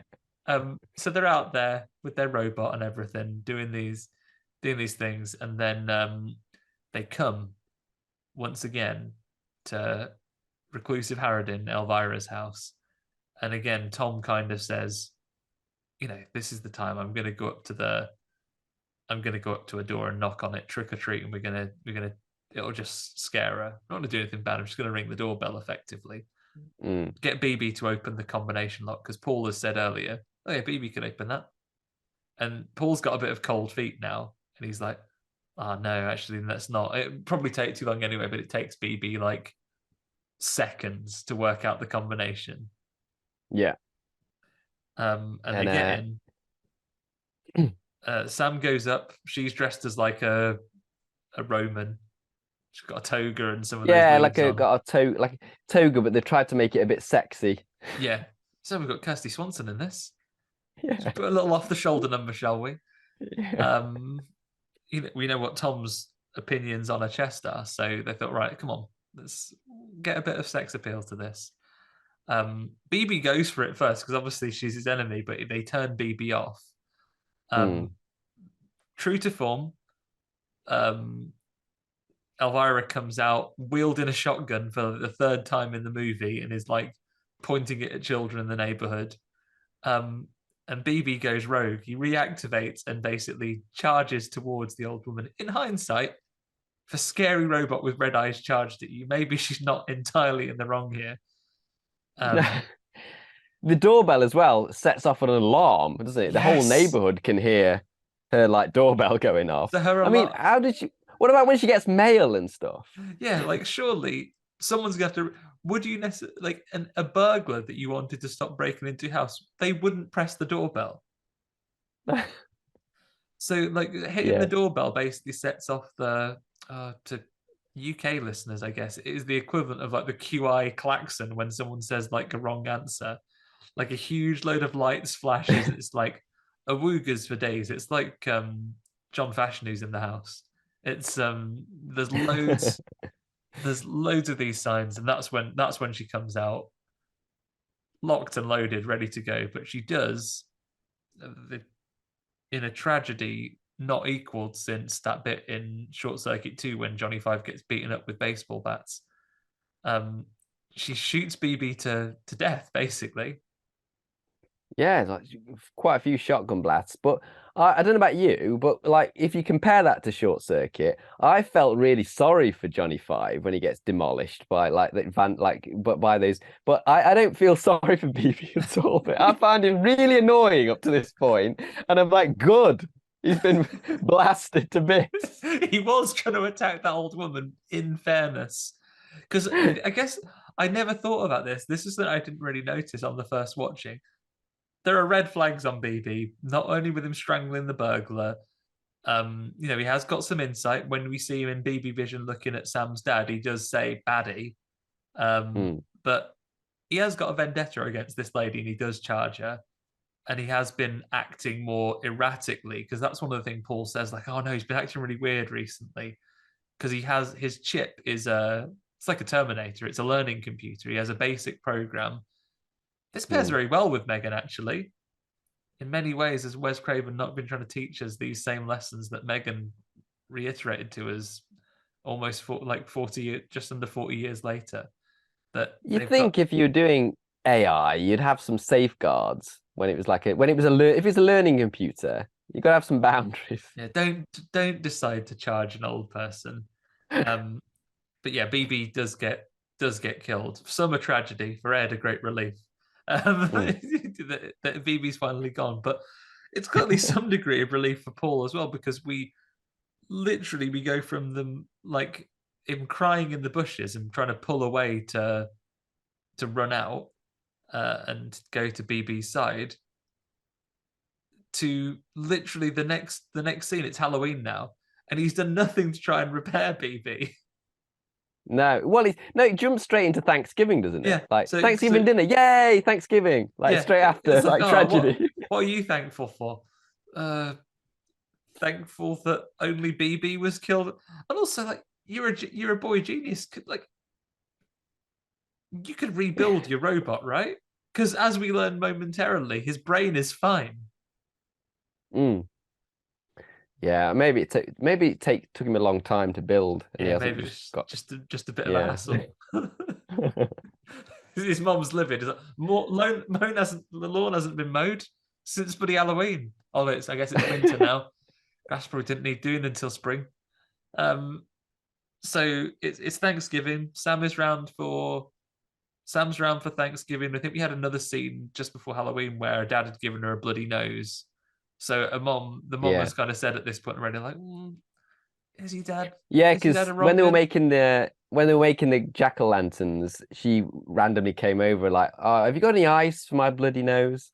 She said, oh And no, then they said I just like, get them sometimes. I just get a punch in the face sometimes, and my nose bleeds. Nothing to worry about. So yeah, like by this time it's common knowledge, and basically they say, "Oh, bless this food and let Sam's dad stay burn in fucking asleep, hell. for the entire time." Unfortunately, he's not asleep. Something about holidays and tragedy in this town because BB was killed on Halloween. Thanksgiving, they have a lovely Thanksgiving dinner. Sam's dad is awake, and then when she comes home, he really loses it. He abuses her again, and she gets pushed down the stairs. In the result, Yeah, you've bangs her got the head and is time dead. before that. You got like the time, just a little squeezing for time for like them to have their like first kiss Oh kind of thing. yeah, So it's like, oh, it's a really sweet romantic moment. Like definitely looks like it's their first kiss, and it says goodbye to Sam. Yeah, and she goes into the house, and like it's quiet. She's kind of pretending she's like sneaking in, and she like like she picks her thinks that he's books up, asleep. right? And then she like picks her Yeah, books up that she's left on the kitchen table to pretend she's been studying because he obviously accepts that as an excuse. but it's like, yeah, it's really tense, and then I think he appears like a jump scare, doesn't he, out the Out the sort of top of the doorway. stairs. Yeah, he Yeah, comes out and then he hits her and sends her down the stairs, and she starts like fitting because she's banged her head. mm. And this is where like it's a bit like, I mean, she had the same feeling that you had, Ed, coming downstairs when so late that your parents had gone to bed. It was too quiet, and she was like, "Hello, is anyone there?" I Um, know. but then when she has been done, it's a bit like I don't know if you've got like brothers or sisters or whatever, but if you've been fighting when you're a kid and then one of you actually gets hurt, and at first you're like, "Oh, come on," like you're only playing, and then Yeah, all of a sudden it gets very serious. It's like, "Oh shit," like because now you know what's happened. Like one of you's actually been hurt when you were playing, yeah, it's but definitely obviously that. he's not playing. He's a bad bloke, but he's like, "Stop mucking about. Go on." And the next thing you Yeah, see is the ambulance going, and for a guy who has been transparently abusive this whole time, now he's trying to get his excuses in. Like as Paul and his mom come running over to see what's happening as she's loaded into the ambulance, he like does a somber like look to the floor, like, "I told her not to leave things at the top of the stairs. Like, and I said that she was going to fall down one of these days and break her yeah. neck and die. But now my only worry is that I was too late." Um, I know. That's about as like, sensitive in terms of pretending to be sensitive that this yeah, character gets. yeah, because moments later when he's at the hospital and Professor Johann, who's the not Johann, who's your co-host, Professor Johansson, Johansson. yeah, Professor Johansson, who is also just the doctor on duty. As soon as he's sitting down with the dad, he's like, "Yeah, I feel like brain activity. Probably don't want to wait for it. Actually, what's the soonest we could switch off a life support system? Yeah, he's gagging for it. He's like, yeah, I think we should turn it off right now. Yeah, I said, oh, well, I have got plans this weekend. Do you reckon, it's probably better that I get on with the grieving process. Actually, why string this out? And he shows no remorse whatsoever when he's waiting. He's like looking at the monitor, like for the flat line. He's like waiting for the flat line, and it's like sees it. It's almost like relief, like when he sees the flat line. He's got it planned, but Paul is having none of it. He's like, they can't. There's loads we can do. There's loads we can do to stop someone being brain dead. That obviously they're not approved. They're not approved methods. So they go, right, I'm afraid. Do you think this happens? Do you think they schedule someone's life support being switched off time? They're like, yep, 10 p.m. tomorrow, we're going to switch her off. Not a moment sooner, not a moment later. Yeah, I don't know, but that is such a weird thing. But it's just later they can have like plan it in, isn't it? Like they can plan their plan their like rescue mission. Yeah, plan it like it's a heist, and that's what Paul does. He goes round to Tom's first thing in the morning, 6:05. He's going to borrow you, because it was established earlier on that Tom's dad is the caretaker at the university, so he's got keys to everything.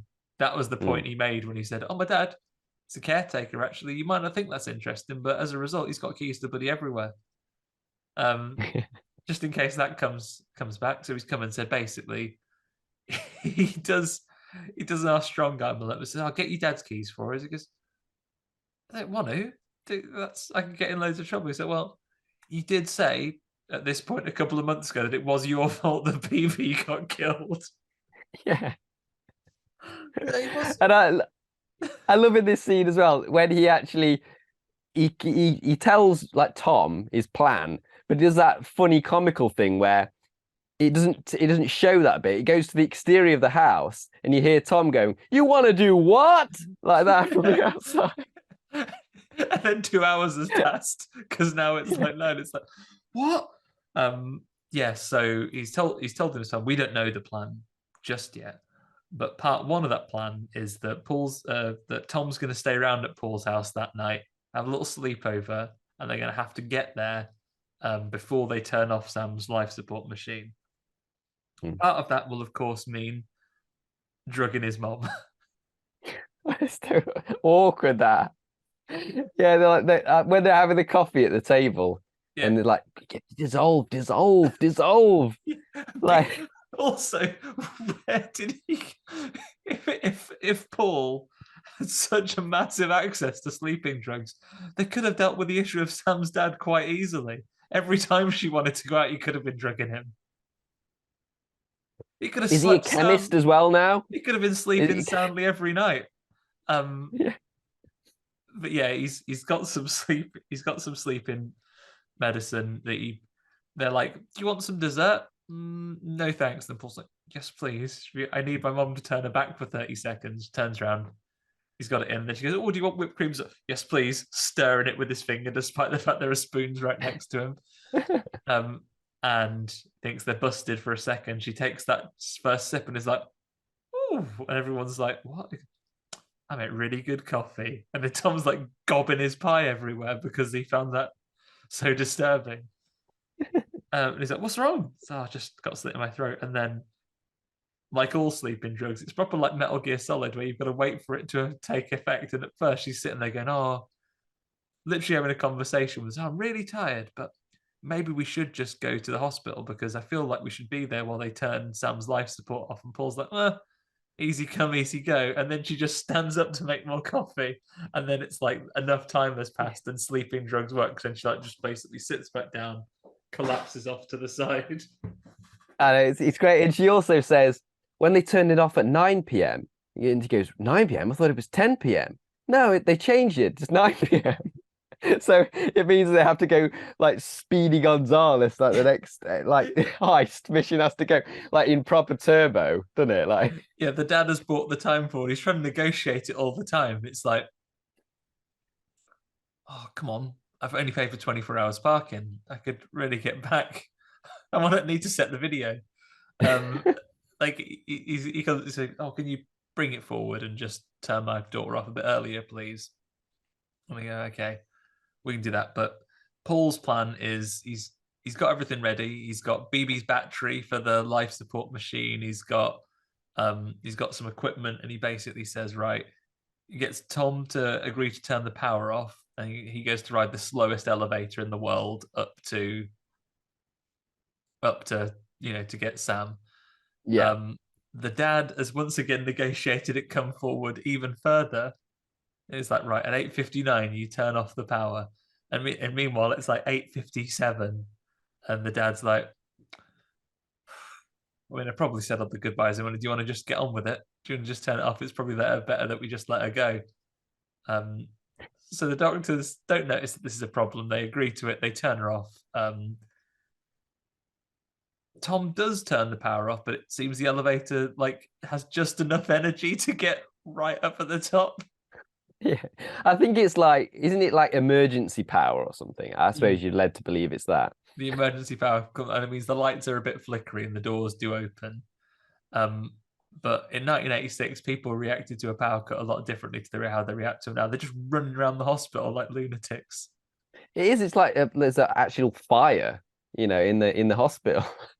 Yeah, they're legging it around the place. Everyone's like shaking their arms around and is in a big panic, and they get like a lovely.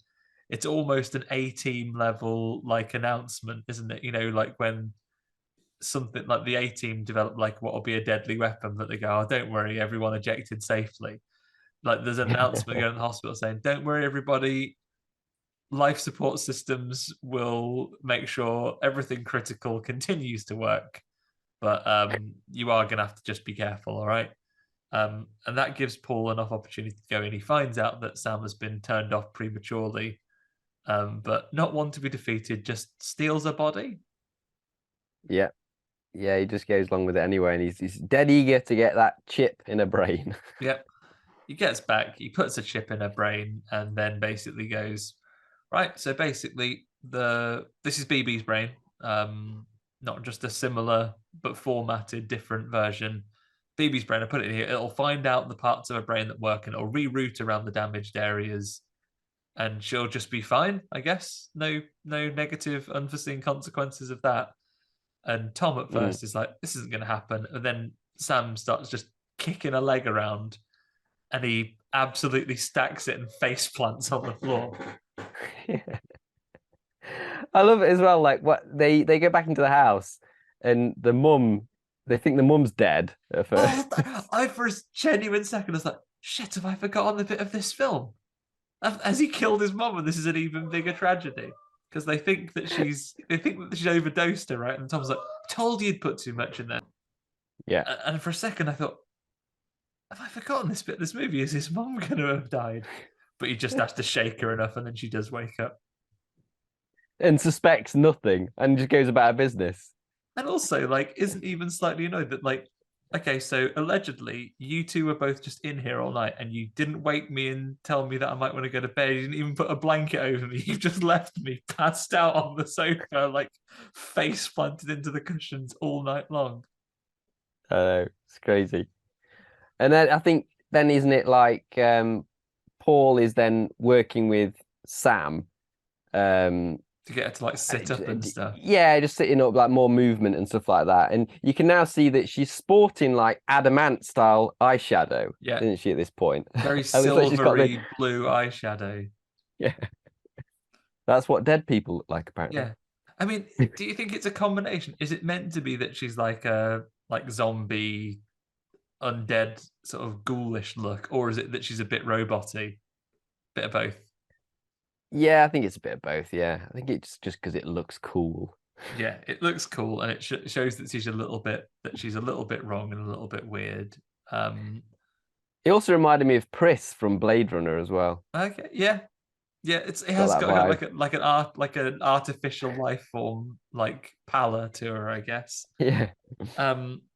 So that's okay. Fundamentally, the guys have got away with it. Is there any reaction from the police that her body is gone yet? They're like, oh, body's missing. I don't know because they didn't. It's not like he took it out of the morgue. You know, like they would Took think it it was from the still in the hospital in. bed. Yeah, Just folded her no, in half into that laundry basket that he was pulling and like took her out of the hospital. that was a Um, tiny basket. yeah, they must Not not have done, she graceful, is must not it? have done fold it in half in there. Thankfully, you got to her quick enough before she'd like gone rigid. But looking out of the looking out from where he's got her stashed, she spots abusive dad, and then just as she's learned to walk again, Robot Mm. Sam goes to deal with one of her vendettas that she has in her brain, and this is what traumatized young you, right? Yeah, yeah. It's the bit where she basically it goes into a slasher movie at this point, doesn't it? It Mhm. goes into like I'm gonna pick off all these people, revenge mission kind of thing. And this is what like Wes Craven didn't want. He didn't want that like vengeance kind of bloodthirsty vengeance kind of vibe. Um, but yeah, so Sam like that Sam's dad is like he's woke. He can hear something in the house. He's like and he's kind of lured like an animal with a bottle of bourbon on the steps of the cellar.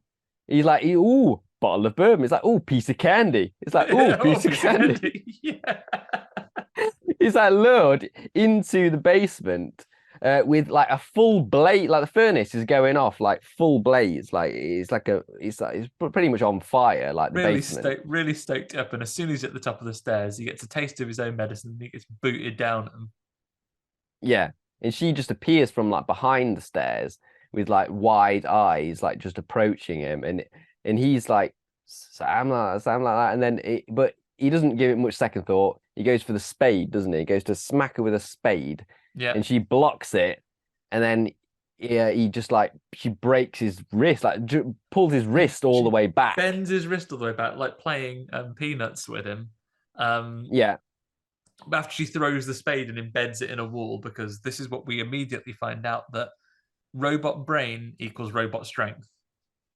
oh yeah, absolutely. Who would have thought that you would think naturally that a robot strength come from the hydraulics and the machinery that make it, but actually, common misconception, it's the robot's brain that actually makes it strong.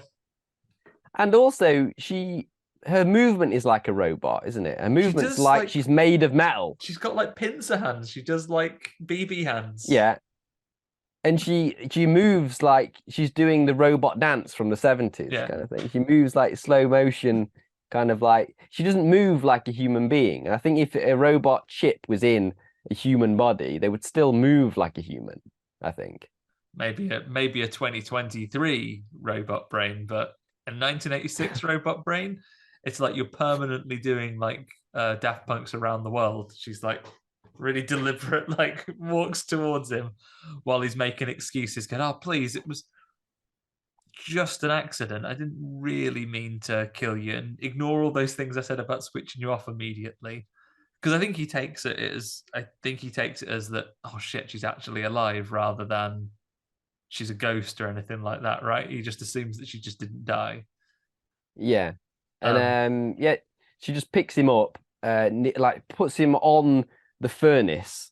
Like so he's burning on the furnace, and then she lifts him up and kind of like breaks his neck. yeah, And then Paul just comes in, and by that point, she's already done more damage. At that point, she's put his head in the furnace. yeah, she's fucked him up some more off camera. Um, and this is maybe she was taking the piss because he thought, oh yeah, in that nightmare I had about you, you had big Freddy Krueger energy. I'll teach you to want to be Freddy Krueger. But maybe the actor was like, come on. Again, that same thing. If Robert England's busy, let me give me an excuse to put some burn makeup on and see. Show him what I'd look like. Come on, Wes. You can hardly tell. You can switch the actors out easily. Um, yeah, he's all burned up.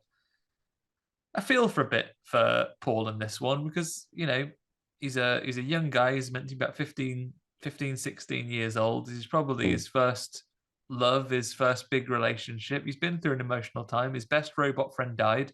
Then he just got together with someone, and then she fundamentally died. And then he's gone through the probably the joy of bringing her back to life. And now you, as far as we're aware, you had your first kiss together. What an exciting time. We've been there. That first kiss was all that potential, that possibility. And the next thing you know, you're covering up a murder for her because she's killed her dad. Yeah, and I like when Paul arrives, like Sam, like it looks at him like, oh, I'm really pleased to see you. It's almost like, when a cat has like killed a bird, and it's kind of like almost like giving it as like a treat. Like this is for you. This is like, and she just looks almost smiley at Paul, like she's really pleased to see him, and she's like obviously no emotion towards her actions, but she's got a slight bit of emotion towards Paul. I mean, well, this is probably a good time to pick this up here. Like, we've talked about how much or little of Kristy Swanson's filmography. Is this not great acting pretending to be a robot, or is it incredibly nuanced and brilliant acting where you really capture the tragedy and the conflict of this semi-robot, semi-girl brained person who can't really express themselves? There's a great sadness to the eyes in this one. I think it might be brilliant acting. Yeah. No, I think that her performance is the only one I find quite believable. Like, and especially when she's, undead robot girl. I think her performance is great because it's quite subtle, but it is brilliant. You do see the subtleties between like having bloodthirsty sort of no remorse towards people, and actually like slight element of like, oh, I like this person towards Paul. She's like, and that never like fades, and like really, she really kind of feels for him all the time, even if he like, well, we'll get to it, but yeah. I'm gonna throw that out there. I think this might be Kristy Swanson's greatest performance, and I genuinely am not taking the piss. Think it is good acting. Yeah, I kind of got this, which is astounding with the way you just described it. Some people in this film, Tom, has to pretend to be a fairly normal boy, and he doesn't do it as successfully as Kristy Swanson manages to be an undead half robot girl. Which no one has that experience to draw upon. You can't go method on. You can't be Jared Leto and just be an undead robot for a bit and try and get that right. Just imagine.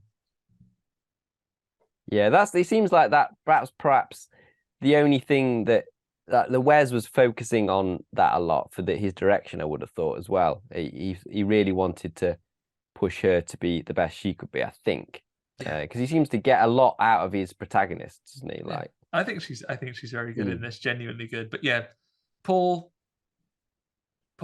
basically covers up the murder and hides the dad in the coal bits of him, I guess. So it's actually quite a gruesome body cover up. And then he basically takes us to the bedroom because I'll just do us a favor, stay in this bedroom, will you? Don't do anything else. And she immediately, Sam, opens the curtains, and who does she see but BB's enemy, reclusive Harridan, Elvira. Yeah, because he locks her in her old house, doesn't he? So Elvira sees her in her own house, in like where she used to live, I think. Thinks, I better phone the police. Yeah, so really creeps her out. But that's the iconic shot, isn't it? The poster shot. Yeah, opening the curtains. My background here. She's she opens the curtains with her silvery sort of robot pallor that she has here. Elvira sees it and phones the police, who'd be like, oh, whatever, I'll send someone around eventually. And then there's a really odd bit where we get almost like quite an extended bit of like this black and white movie that Elvira's watching on TV, where this guy is like going, the police, they know when you got blood on your hands, they got special police dogs that can smell the blood, and it's quite an extended scene about basically how it's really hard to get away with a murder. Yeah, I mean that often happens in movies, isn't it? Like what they're watching relates to what's happening in the film. I'd love to know what film that is. I wonder. Yeah, I'd love to know what might watch. Yeah, like it seems like the guy's talking to like a younger person about how like never get away with the murder. I might need to look that up on the IMDb trivia at some point. I should have done that in advance, but I'm going to try and find out what that is. Mm. Um, You can never get rid of all of it. There's yeah, always a little bit left. the little bit of blood that you can't get rid of. But I mean that the comfort that the police might be able to find out who did the murder is not going to do very much good to poor old Elvira, because Sam now uses that ability. She knows the padlock code. She's able to undo that with her robot brain. And Elvira hears a bit of noise. She goes to investigate the front door to find that the locks have been smashed off. She's like going around with the old gun, getting a bit spooked, and then just as she calms down, as like the basketball bounces in, she's like, bloody kids. And then before she's let her guard down for just a second, then she's being strangled from behind by Sam as we get into the greatest scene of this movie. And I would, from a horror perspective, and I would argue probably one of my favorite individual horror movie kills ever committed to film. Yeah, the annoying thing is, had you seen this clip before seeing the movie? In isolation, yes, I had. I had as well, which kind of ruins it because I watched it with a friend who hadn't seen that clip, and his reaction to seeing that for the first time within the film, he was so great. I wish I had that experience. He was laughing so much, but he thought it was amazing at the same time. Can you imagine having the cinema experience of that moment, having not seen the film? Maybe I'm adding this to my list. If I get a time machine, I'm going to go to 1986 and I'm going to go to a film screening live of Deadly Friend. Also, when Elvira is kind of like like hearing noises in the house and threatening, she's got the shotgun. There's a really bad line delivery of like when she says, "Go the shotgun." It's the most mumbly line ever. I'm like, Wes, do we need another take of that? I think we do. Like, but he's like, nah, stop bothered. I'm giving up on this film by now. It's one of those violent scenes they made him put in later, so it was like, fuck it, no, one take. That's all I'm getting. Because she just genuinely sounds like she's had a stroke or something like that, and it's not in keeping with any of the rest of her lines. No, but this scene with like the exploding head, it is literally. I think this is like the bit where Wes Craven must have been like, okay, I'm gonna do this like full on, but he's almost laughing at the movie himself at that point. I think when he's making that, because it's not, you can't take that kind of thing seriously, can you? You can't think that's a genuinely like scary horror moment. Yeah, it's very funny. Gotta be over the top that you can get like throw a basketball hard enough at an old lady's head that you will explode it. I wonder actually, now I'm thinking of it, knowing what they did with these reshoots and so on, do you think that the basketball being taken away was part of the original thing, and then when they got pulled back in to do these reshoots, he was like, well, what loose threads have we got here? Oh, okay, there's a basketball that she's taken is in the house. Yeah, well, the build up to that is kind of creepy. Like when you see like the slow bounce into the room, it kind of reminded me of things like, I think there's like the movie The Changeling has got a bouncing ball, hasn't it? Like, and it's like that's kind of like, it's a bit like that kind of vibe, and I liked that. That was kind of creepy. But then it goes, so it's got an actual genuine creepy horror moment to like a very, very hilarious moment straight after. Yeah, and it's so over the top. The head basically shatters into pieces. The body continues moving around on its own. There's blood spurting out of the neck, and then I imagine an actor that has a shorter actor that has a head and like a shoulders and a lack of neck above them basically staggers around and then falls onto the floor. If you haven't seen it, it's worth watching the entire film for, at very least finding that clip. It's an incredible moment of horror cinema. So what happens next? I think is it Paul's in bed, isn't he? And doesn't the basketball appear again? Oh, I don't remember if the basketball appeared again now. There's a couple of days. Yeah, there's like, isn't there like there's another like nightmare sequence type of thing, isn't there? So Paul's in bed, basketball bounced into the room, and we suspect it's Sam creeping under like the duvet towards Oh him. yes, that's But right. And you think, it's actually the charred dad. yeah, it's like this child dad who now with every scene he's in, I'm more and more convinced was after a Freddy Krueger role. He's like, look, Exactly. now I'm a burnt man in a nightmare as well, and he just pops out in Paul's dream to go, no, I'm a scary man, and he's like, what? Did he actually say anything? Did you just like basically go whoa at them? Yeah, he comes out of the covers, doesn't he? And just kind of goes, whoa, like that kind Yeah, of and thing. And then then it cuts to the next scene. yeah, and then he's like, oh, blooming hell. So Paul's having a stressful time after a horrible nightmare scene with Freddy Krueger wannabe sweaty abuse dad. He Things start falling apart. Like I think at some point, like he's obviously been trying to hide Sam and he's been going to work, but um Dr. Johansson comes along, Johansson, and says to them, "Oh, how's Paul doing?" So, fucking hell, Dr. Johansson, you see him every day. And he's like, "Oh no, he hasn't been in for days." And Mm. the mom is kind of getting a bit suspicious. We already had like they've been caught fake out when he's like, Paul, Robot Man Conway, come out here at once. And then you think, oh no, she's been busted hiding zombie robot Sam in the house. And he goes, what are you doing leaving this sleeping bag out on the out in the garden? Yeah, it all starts going downhill, doesn't it? Like you get like Sam breaks out of the closet she's locked in, and she kind of starts putting two and two together, doesn't she? She spots a photo of her, BB, and Paul, and then looks at herself in the mirror and becomes angry and kind of like breaks it and stuff. And she's starting to like emote more, and she's starting to feel like sad and realize what's going on. That she's and who do you take as the lead thing? Like for me, this is like a thing we begin to understand that she's probably both Sam and BB now, right?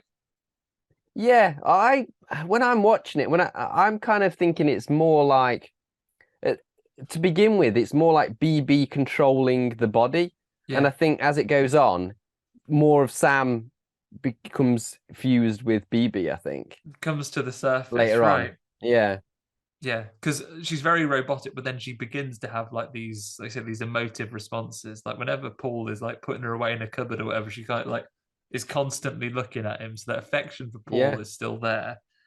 Um, and she's more acrobatic at that point as well, so that she is more moving more like a human later on. So yeah, yeah, she definitely moves more like so. Yeah, Paul is spiraling. The police start coming around because obviously Elvira had phoned the police that she'd seen them. So the police come investigate, and mm, um, old Tom is cracking the shits. He's like, "I'm going to tell him, like you can't do this. You've got to like, you can't." Then Paul again, little gaslighter, goes, "For the sake of our friendship, just come round." He goes round and basically she's hiding in the attic at the minute. yeah, The attic that we got mentioned earlier on. She's like, what's up there? Oh, just the attic. That literally the only reason it gets mentioned to prove there's an attic. yeah. Um, so Tom comes to meet her, but it's like, nah, I'm not convinced. We're like, we Well, can't she keep looks this from very being. scary. She emerges out the darkness like Edward Scissorhands with like And like, wide eyes and and like like the weird scuttles hands. across the floor really quickly and hides. Yeah, and he's not having any of it, is he? No, And he's like, he's literally not on board not at on all. board. He goes And they downstairs. have a little fight, don't they? Yeah, socks him right in the kisser. Um, Yeah. Paul's mom comes home. He goes, "What's going on here?" Because like, P.S. Your son's a lunatic. Uh, and he starts leaving. Uh, he doesn't get far because Sam dives out, smashed glass like Stone Cold Steve Austin, and takes I them all know, this out is in what the I'm saying about garden. the acrobat. Yeah, Acrobatics. she That's comes kicked in now. she comes flying out. Um, Basically stomps a mud hole in Tom. The mom gets involved and she like pushes her over a bike, and then the police all right. This is basically escalation to the end now. It runs, they all run off. Paul goes after her. She does a wicked jump over a car at one point. Yeah, there's lots of cars in there. But also before this, there's the bit where like Paul like hits her because she's just knocked his mum over, and then she chokes Paul, but then realizes, oh, I don't want to harm Paul, and then her emotions kick in again, and then she runs off and goes through all the traffic and stuff. Like Jumps over. She doesn't like Kirsty Swanson must have done this because she's face on when she does it. She literally like yeah, leaps over the bonnet of a car like a proper like tucks her legs up and just like jumps over a car. Wicked. mm. Yeah, it's really good. Really good stuff. And like she's arms are flailing. It's like a little kid running off in a panic, isn't it? Yeah. And then this is when they meet that no good bully who's been spending all this time planning his revenge. Because Paul runs into him. He's like, "Oh, I see. No more pesky BB to save you this time, eh?" And he's absolutely decking Paul, but he's doing some proper bully beating him up. He's like punching him in the stomach and stuff and giving him a knee in. Paul's looking in a Throws bad him in the way. trash. Yeah, throws him in the trash. He's really giving him like a proper beating up in an alleyway. And then Sam turns up. The bully's like, "Oh, hey Sam, how's it go?" What the fuck? And then she BBs him. She picks him up and like gorilla press slams him into a police car. Yeah, definitely more wrestling moves at this point. Yeah, she's picked him up and, like full extended arms over the head. Overhead press. Yeah, overhead. Just tosses him into the windscreen of a police car. I mean, I'm not sure what you categorize that as. Like, was it technically a car accident that killed that bully, or was it being thrown by a robot girl? But at this point as well, like after she's done that, she screams like "BB." Yeah, she shouts "BB" when she's rocking up. When the fight's going on, that's how she announces herself, like the Roadrunner. It's like "BB." So yeah, after the guy has just said, "Oh, no BB to save you this time," and then she proper like BBs over to him, and throws him. The mom is in the back of the police car. The police guy's like, "Don't look." Oh, he's hit the windscreen. That's the only place to look in a car. And this bully's been smashed into the windscreen and is dead. You can tell he's dead because his eyes are open. They run. This probably leads into what you said of the small neighborhood because they run back to the house in no time. Yeah, she legs it, evades the police, and just like hides in Paul's garage, isn't she again? And she's just cowering in like a dark corner, and like Paul just finds her. But this is interesting moment because like she actually can speak at this point, so she can actually talk like Samantha, and she says Paul's name, doesn't she? Yeah, and we see like the vision, BB vision goes, and it changes from pixelated robot vision to high def human vision. So I guess this is both parts of the brain, right? So she's both of them at this point, but it flips as to who she is. And she recognizes Paul, but the police come along. They have like a standoff and she flips between the two. And then BB mode wins out because then she starts coming at the police that are holding Paul back with the BB pincer hands that she does.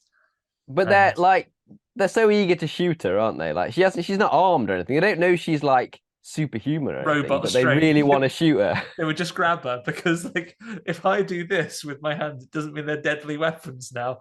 Oh, she's got a pair of pincers. Get her. Give him the clamps.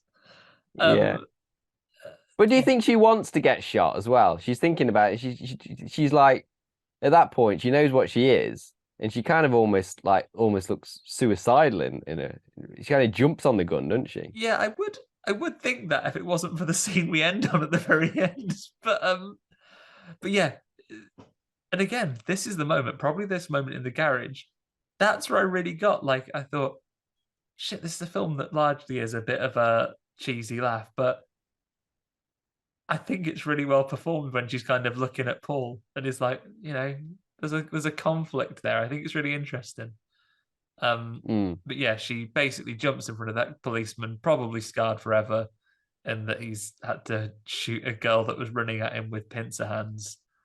And then that's it. Or so we were led to believe, because that's how the movie should end, basically. Yeah. a tragic ending where we can all sort of sit there and look away and say, you know, what is life really?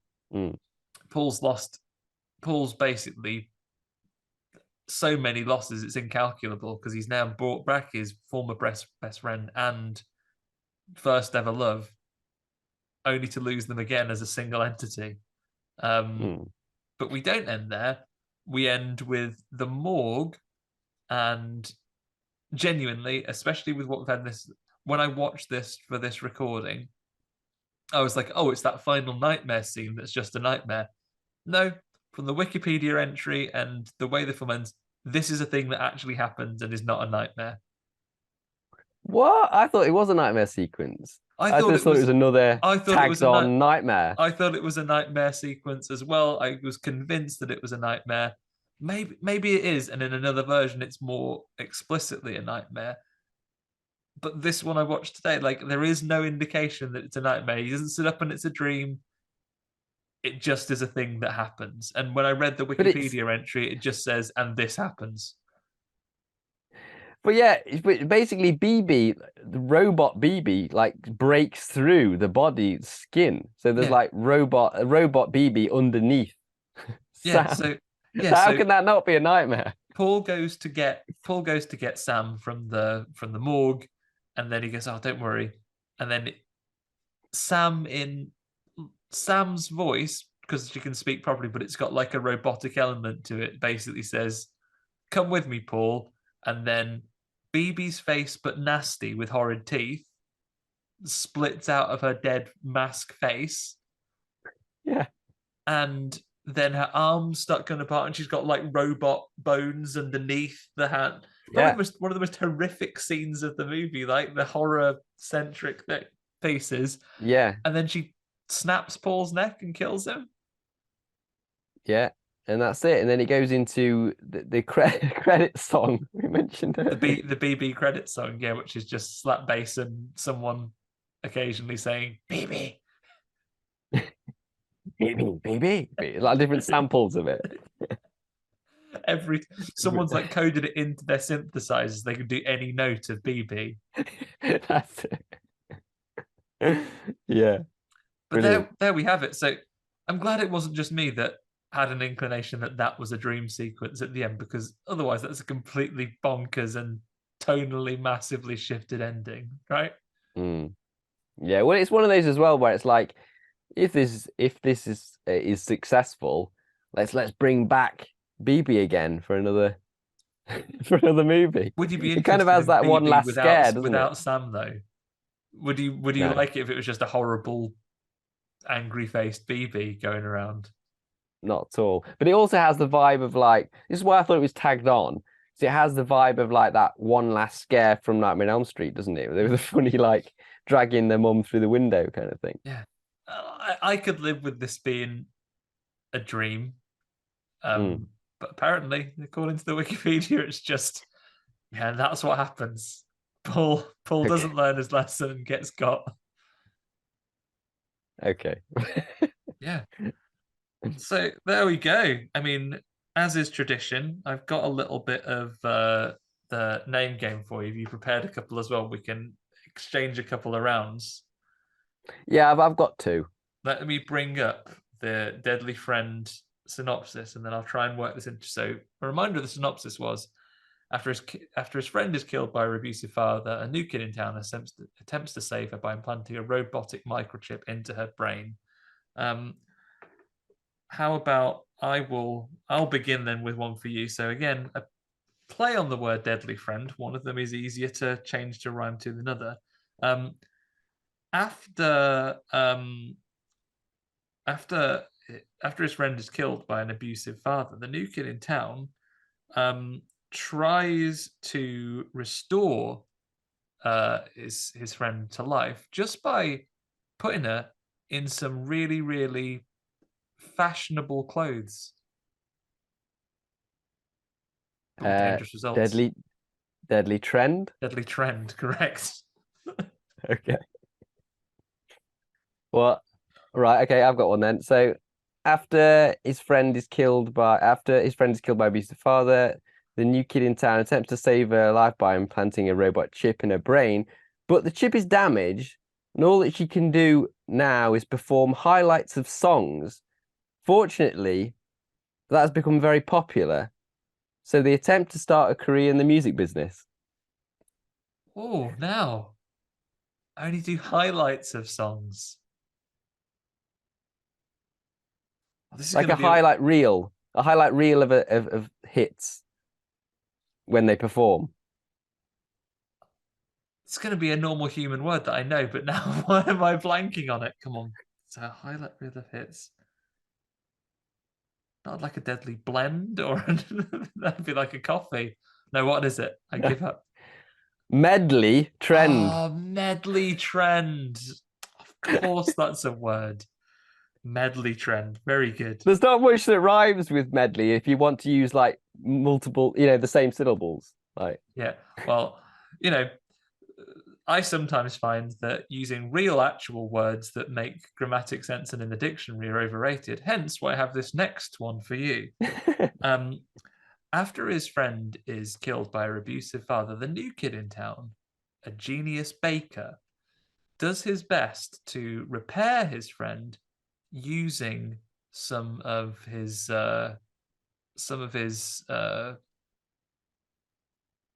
baked products. Tries to repair her with it using yeast and water and flour. um,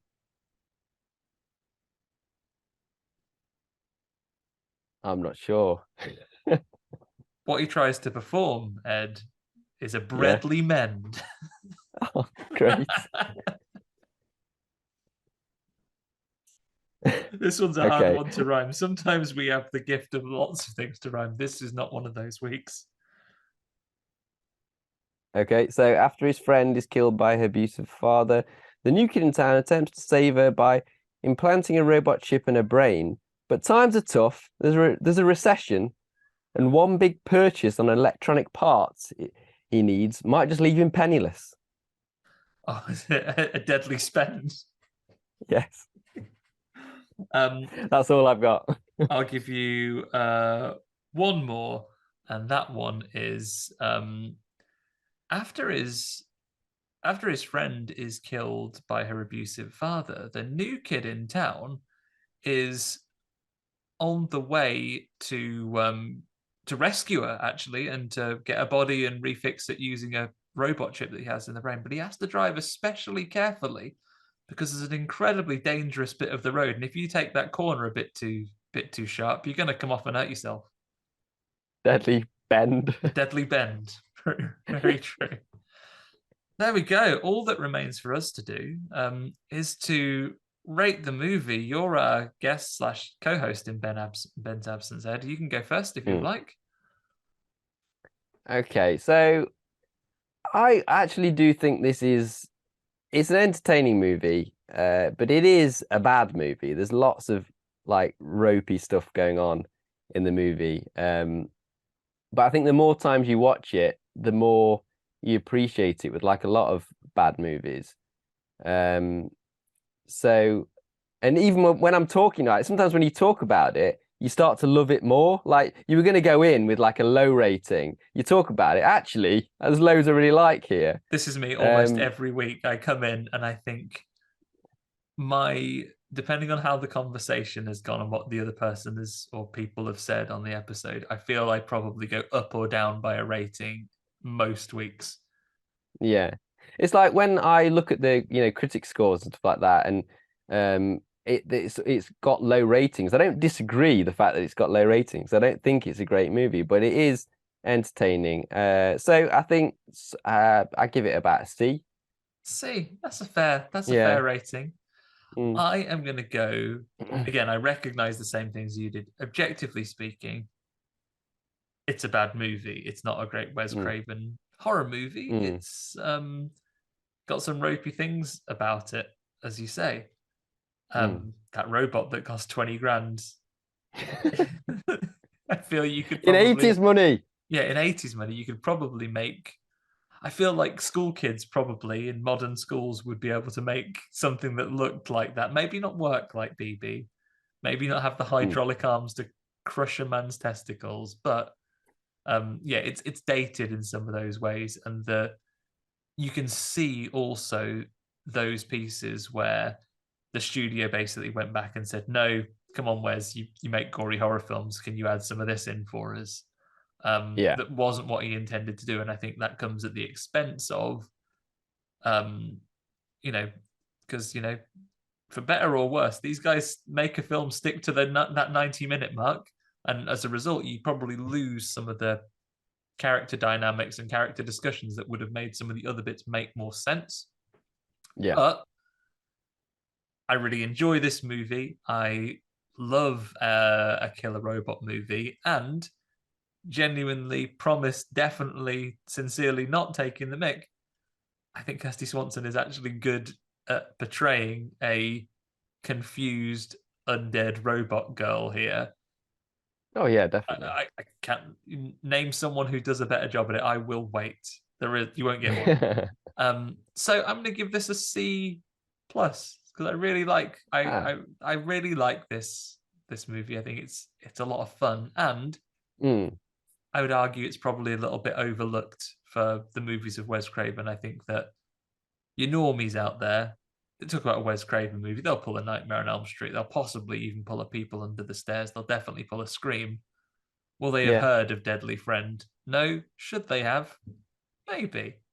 Just maybe. Yeah, because it hasn't got a big enough cult following, because it hasn't had one of those sort of re-releases yet where let's do a nice re-release in the UK of it, like all loads of special features and stuff like that. I've not seen anything like that for this movie. That's why I had to get a Spanish Blu-ray. Yeah, you possibly bootleg Spanish version. Yeah, I'm all up for this. And actually, one of the reasons I spoke about putting it on the agenda for when we have a nice pairing with Megan. Imagine if they ever teamed up, Megan and BB. Fantastic. I want to see that movie. My goodness. I mean, I've been saying it since Megan last week. I'm telling future generations that was Terminator 3. That's the third Terminator movie we've all deserved all these years. Absolutely. So yeah, there we go. Thanks for joining us again, everybody. We are supported greatly in doing what we do every week, thanks to the support of our patrons over at Patreon. You can find that if you want to give us a little bit of support there, keep the lights on over here or off as it's a horror podcast.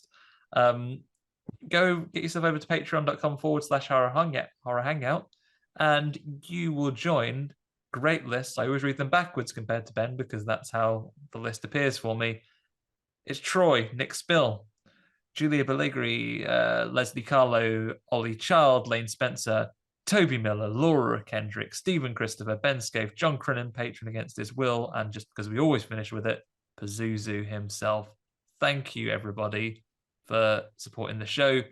You can interact with us over on pretty much any of your social channels you would like. So you can find us over here on Facebook, on Twitter, even on TikTok and Instagram.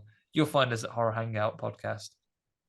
Hang on. I've scrolled down, Ed. Stop the presses before I go any further. I've got a new patron.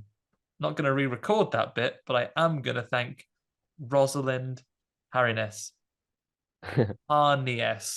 Rosalind Harness. Thank you very much for being a new Patreon supporter.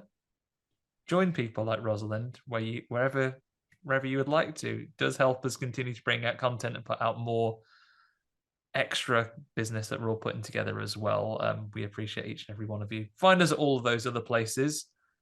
Then we've got February coming up, a whole new month. We've got new releases. We've got Knock at the Cabin. We've got Infinity Pool, maybe in this country, but we'll confirm the rest of the horror hangout lineup for February. Possibly some classics and some more guests coming up as well. We'll confirm that for you next week. Before we sign off, though, Ed, where else can people find you and your new projects? Well, you can mostly find me at Harvey_retro on most social media platforms. I'm most active on TikTok and Instagram. But on as far as YouTube goes, it's Enigmatic Retro Rewind, and that's mine and Johann's YouTube channel, and we do a lot of videos together on that. But a lot of the short stuff goes onto YouTube as well now, because YouTube Shorts is a thing now as well. So they're jumping on the TikTok bandwagon, and it's all like short on YouTube now as well. It's a mix between shorts and long videos on there. So I'm trying to get on that bandwagon and do like lots of little videos now, like regularly, and then a big video is like a special, every few weeks. Well, I'm not just saying it because you're here, Ed. I watch a lot of the stuff you guys put out. Always great stuff. Great aesthetic for me. We've talked about an 80s movie today, so love it when you look back at the classic stuff. And it's everything, right? It's movies of all genres. You have you have an enjoyment of old classic video games for the time as well. So it's always great to that content. A lovely comforting dose of retro content, good movies, bad movies, cult movies. Yeah, it's heavily 80s and 90s nostalgia mainly. That's the main focus.